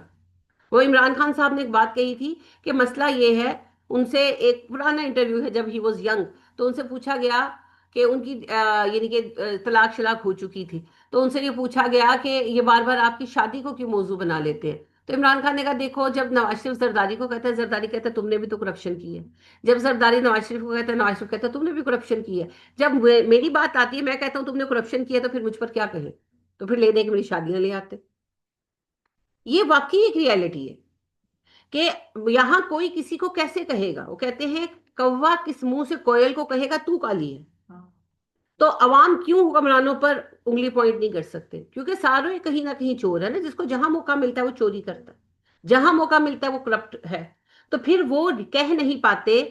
وہ کہے گا تم تو بس کی ٹکٹ لیتے نہیں ہو، تم تو کام چوری کرتے ہو، تمہارا مالک آگے پیچھے ہوتا ہے، تم تو چیز کھا جاتے ہو، تو تم کیسے مجھے کہہ سکتے ہو؟ تو یہ ہے بات۔ تو اللہ ہمیں جو ہے اندر سے بدل دے۔ دیانت ہوگی نا معاشرے میں تو بہت ساری چیزیں صحیح ہو جائیں گی۔ اللہ ہمیں اس کی توفیق عطا کرے، آمین ثم آمین۔ سبحانک اللہم و بحمدک ونشہد ان لا الہ الا انت ونستغفرک ونتوب الیک۔ السلام علیکم ورحمۃ اللہ وبرکاتہ۔